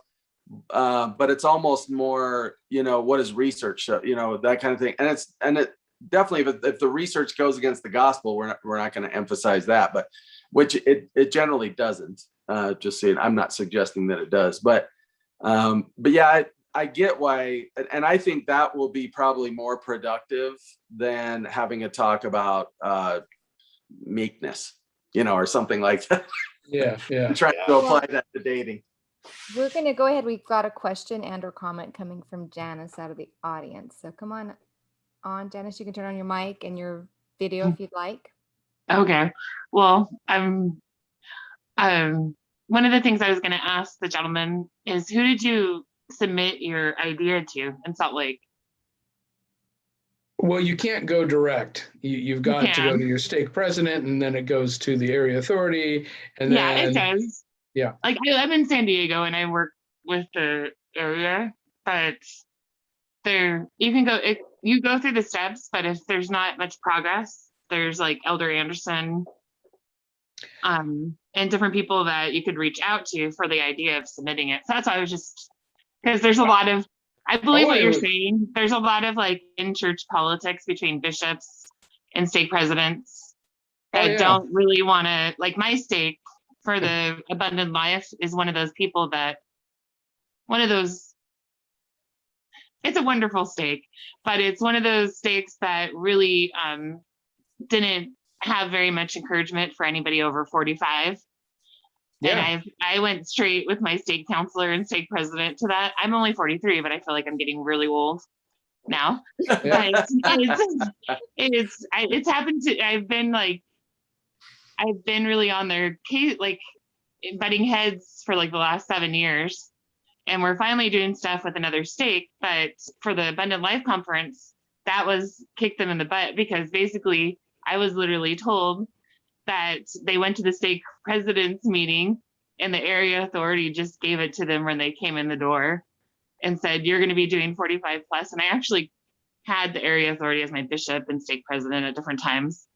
And they complain a lot about, there's so many people divorced, but I agree with what Celeste was saying. The things that they're trying to putting out there to work on is that bringing people to Christ, but you need to have a purpose in what you're doing and how things for them to learn that recognize how, because if you're going to get into another relationship, I don't believe that everybody, like, I've had friends get married really quick and then I see them a few years later and they're divorced.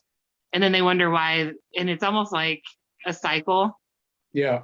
And that's what they're basically saying at these meetings that I've been to, even after this conference. They're saying like they spent a lot of money for the Abundant Life conference, for the online thing that they did. They did a gathering place for the North American West, and it was not as successful as what the married people or the leaders thought it would be when it was presented.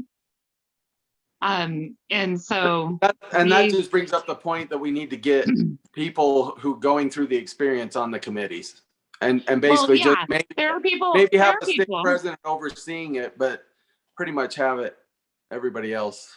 Yeah, there was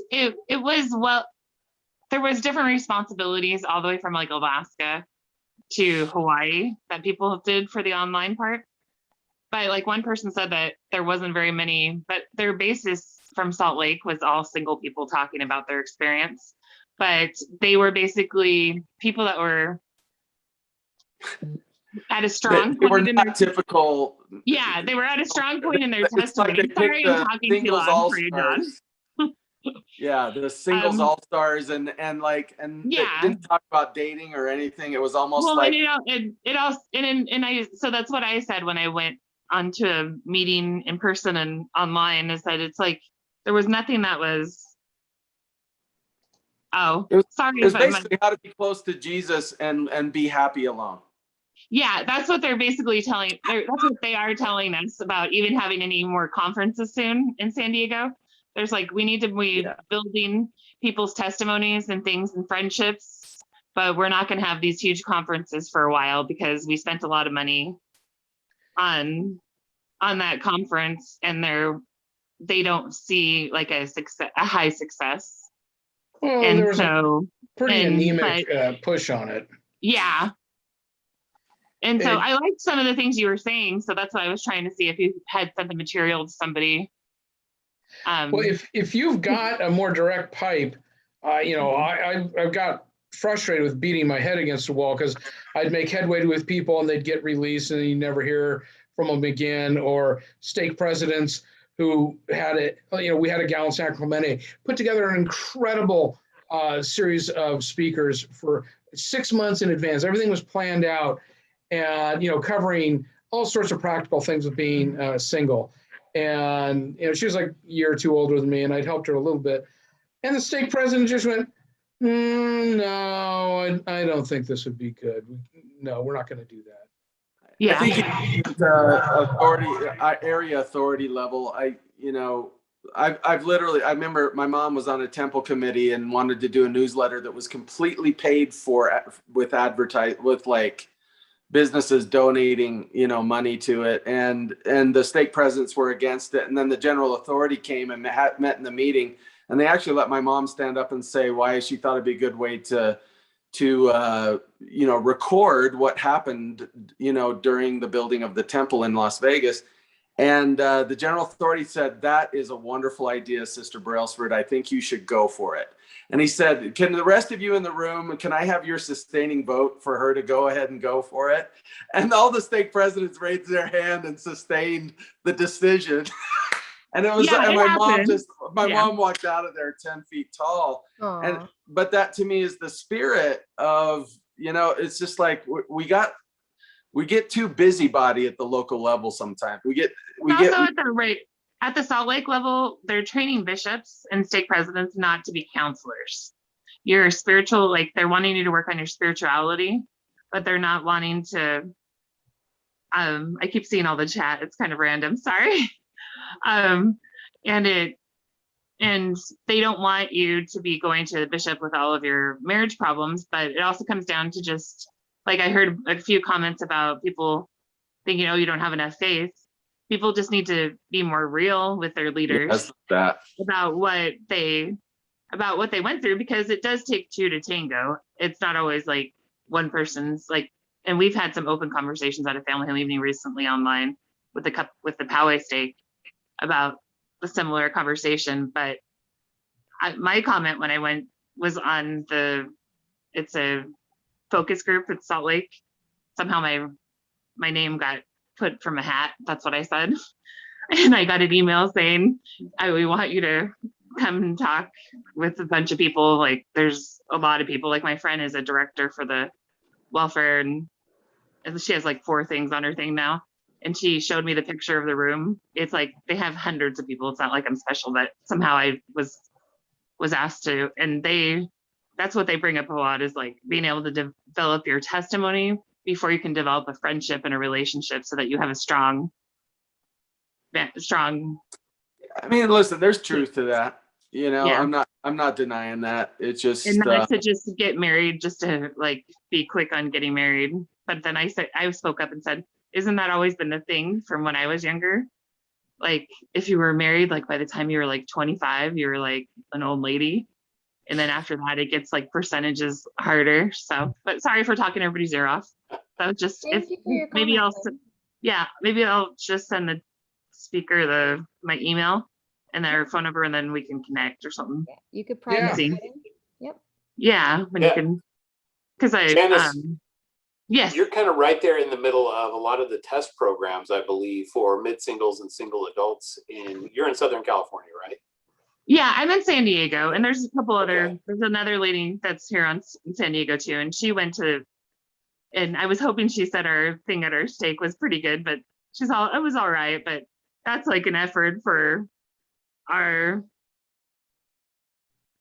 stake actually helped put most of it together, and the Marietta, like we had a couple stakes together, but it was so surprising that my stake president just didn't say no.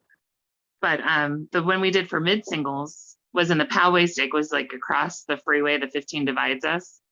And most of the mid singles actually went over to the older singles because there wasn't really anybody there. I was there for the workshops because I had asked 2 really good friends, my friend Marilyn Faulkner, she's an author in our Santa Fe. So I went just because I didn't want, like, I wanted to make sure there's people there. And so, but there ended up being like a dance, and it was like 30 people. And we have like thousands of like in our own stake, there's almost 1,000 single adults in this list, and 900 and something, which we've tried to get the wards, but finally, supposedly the missionaries are going out to look and bringing back reports. So it's got to. Something's definitely not resonating. Yeah, and I think it's been going for years, so it's kind of a hard deal to get together. And then they have the temple committees now, and then like the temple committee lady, I just said, well, where's everybody at? And she's like,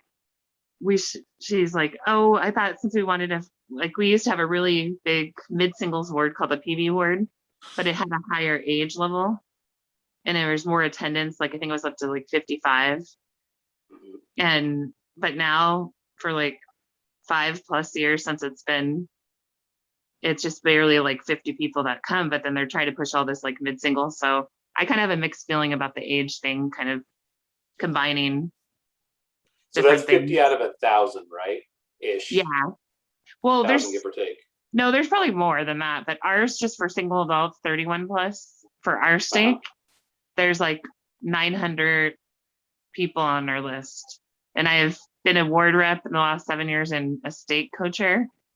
And there's no way we can go visit all those to see if they're even there. We need like people who are actually going from the bottom, like make sure they have a ministering sister and a ministering man, that they reach out. And that's my biggest, like when I grumble, I say, hey, they need to like treat singles like they're part of there was a gentleman that posted something about he was at a state conference, and one of the area authorities told him, it was on the Zoom connections, I think, how he was proud that he comes every Sunday and sits by himself, comes by himself.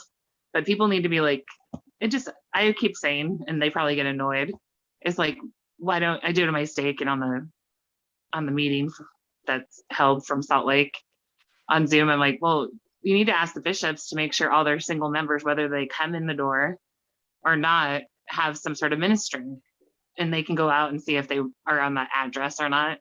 And then a lot of the questions will be answered. So, but other than that, that's my 2 cents. Sorry. Okay. All right. Well, thank you. Thank you, Janice. Okay. I will try to chat him because I'm on my phone and Okay. All right. Thank you. Very good. Great. Yeah. Well, Shawn, I mean, obviously, this is a topic we could go over all night long. We're kind of getting a little long in the tooth here, but I think it's interesting, and I applaud your efforts to continue to move forward. You and Randy both trying to find ways to help people that are single, and even when you could easily be like, "Look, guys, I got this problem figured out. Deuces, I'm out." Right? But you're still chipping in. This is like your calling. So hopefully you got your ticker holds out for a little while longer anyway, and you got some more work to do to try and help kind of solve these conundrums. Because I do feel like, especially if the church was at a third single 8 years ago, and now we're over 50%, that's a pretty rapid trend within the last 8 years. Yeah, and people argued with me that I wasn't right when I was throwing that stat out. I was probably underrepresenting it, you know. That's crazy. But there's a lot of work to be done. And I feel like there's going to be some big changes. Again, going back to what we've talked about, I would just love to hear the church saying, good things are on the horizon, right? We're working on it.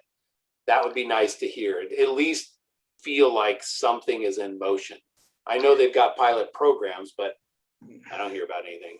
So I was like you got to make them not pilot anymore. Well, what they call it, the self-sufficient programs. What the hell were those called? You know, where you got together the groups and Right. I forget what they're called now. But my stake was Self-reliance, right? Oh yeah, self-reliance. My stake was like in the pilot program for that, and so we did that years ago. Yeah, it's just like I don't know why everything's got to be a secret and everything's got to take so stinking long, you know. But they can do knee-jerk stuff like, oh wait, let's do every other pew at the building because somehow that makes sense where science is concerned, you know. Yeah, it almost feels like, you know, the 10 tribes are coming and there's a lot of singles among them. We'll just get everybody together then, you know, when they come. Oh, John's got a plan. Look at that. It's great insight. Oh, yeah. Is Right. that where you you go. with that, John? In the Yeah, I'm sure there's tribes? some, you know, really beautiful woman from the tribe of Jasher that I can just kind of, you know, get with. It'll be awesome. I don't know if that's your color, John. Yeah. Okay. You know. Each tribe's going to have their own. Right. Awesome. Well, for the sake of kind of not going tremendously over tonight, we're going to have to nip it in the bud a little bit. But Shawn, you've got a ton of other stuff. I'm sure we'll have you on again. This is a problem that is not going away. It's just essentially at the dawn of figuring out solutions for it, especially when the church is concerned, because right now they're looking for answers. Maybe they weren't expecting the trend to go from 8 years from a third to over 50%, and the acceleration to be quite as quick as it was. So maybe they got caught with their pants down a little bit as far as being ready for that number to pop out like that. But at any rate, some things got to change, and there's probably going to be some good programs coming through. I just wish I knew what those were and kind of had a little bit of feeling that, hey, they're taking this seriously instead of the typical, well, you guys had your conference, like, wasn't that great? Like, we'll talk again in 6 months. Like, yeah. Okay. Yeah. I'll let you know how many people are still active then. Yeah, where were the surveys? They should have done just do a Google form, for goodness sakes. Get some feedback. What did people think? Are they soliciting feedback? I mean, heck, Southern California alone, there's got to be at least 10,000 LDS singles. At least 10,000. You know, think about that.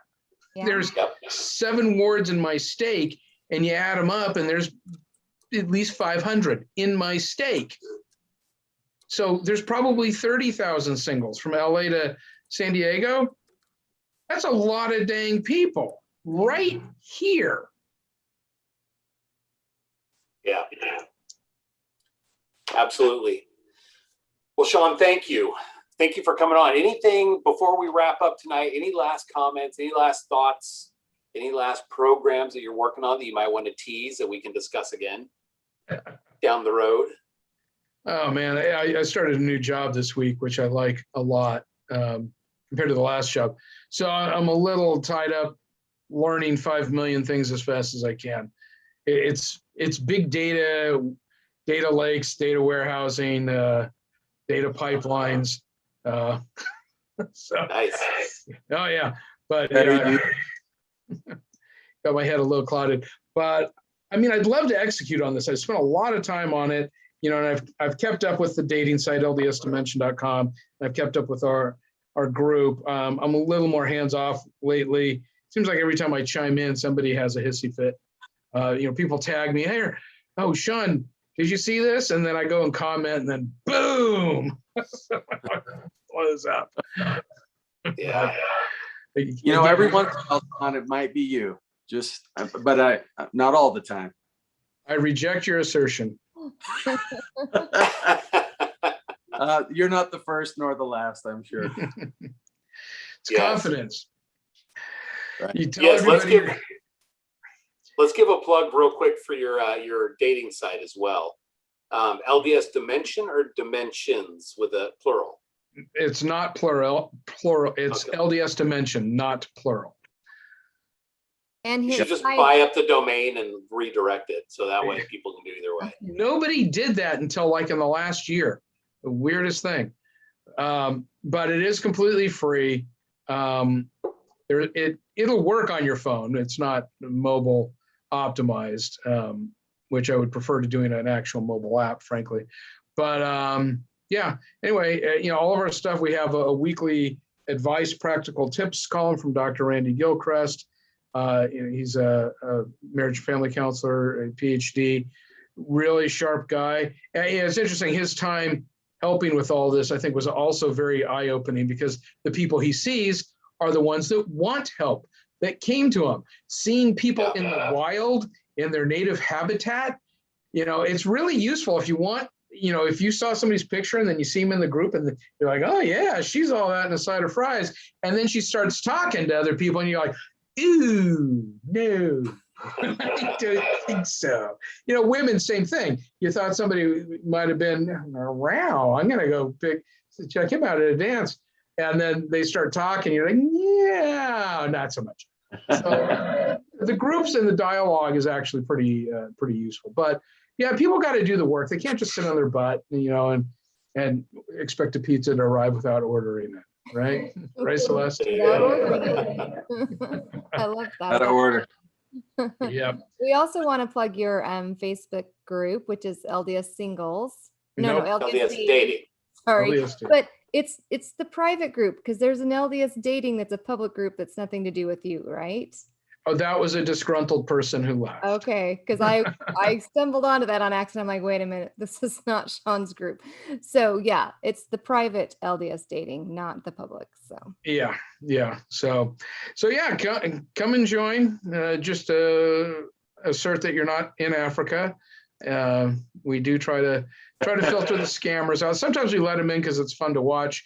That last piece of advice, like with my site, it's free, so fake profiles will get in there. Fake profiles are everywhere.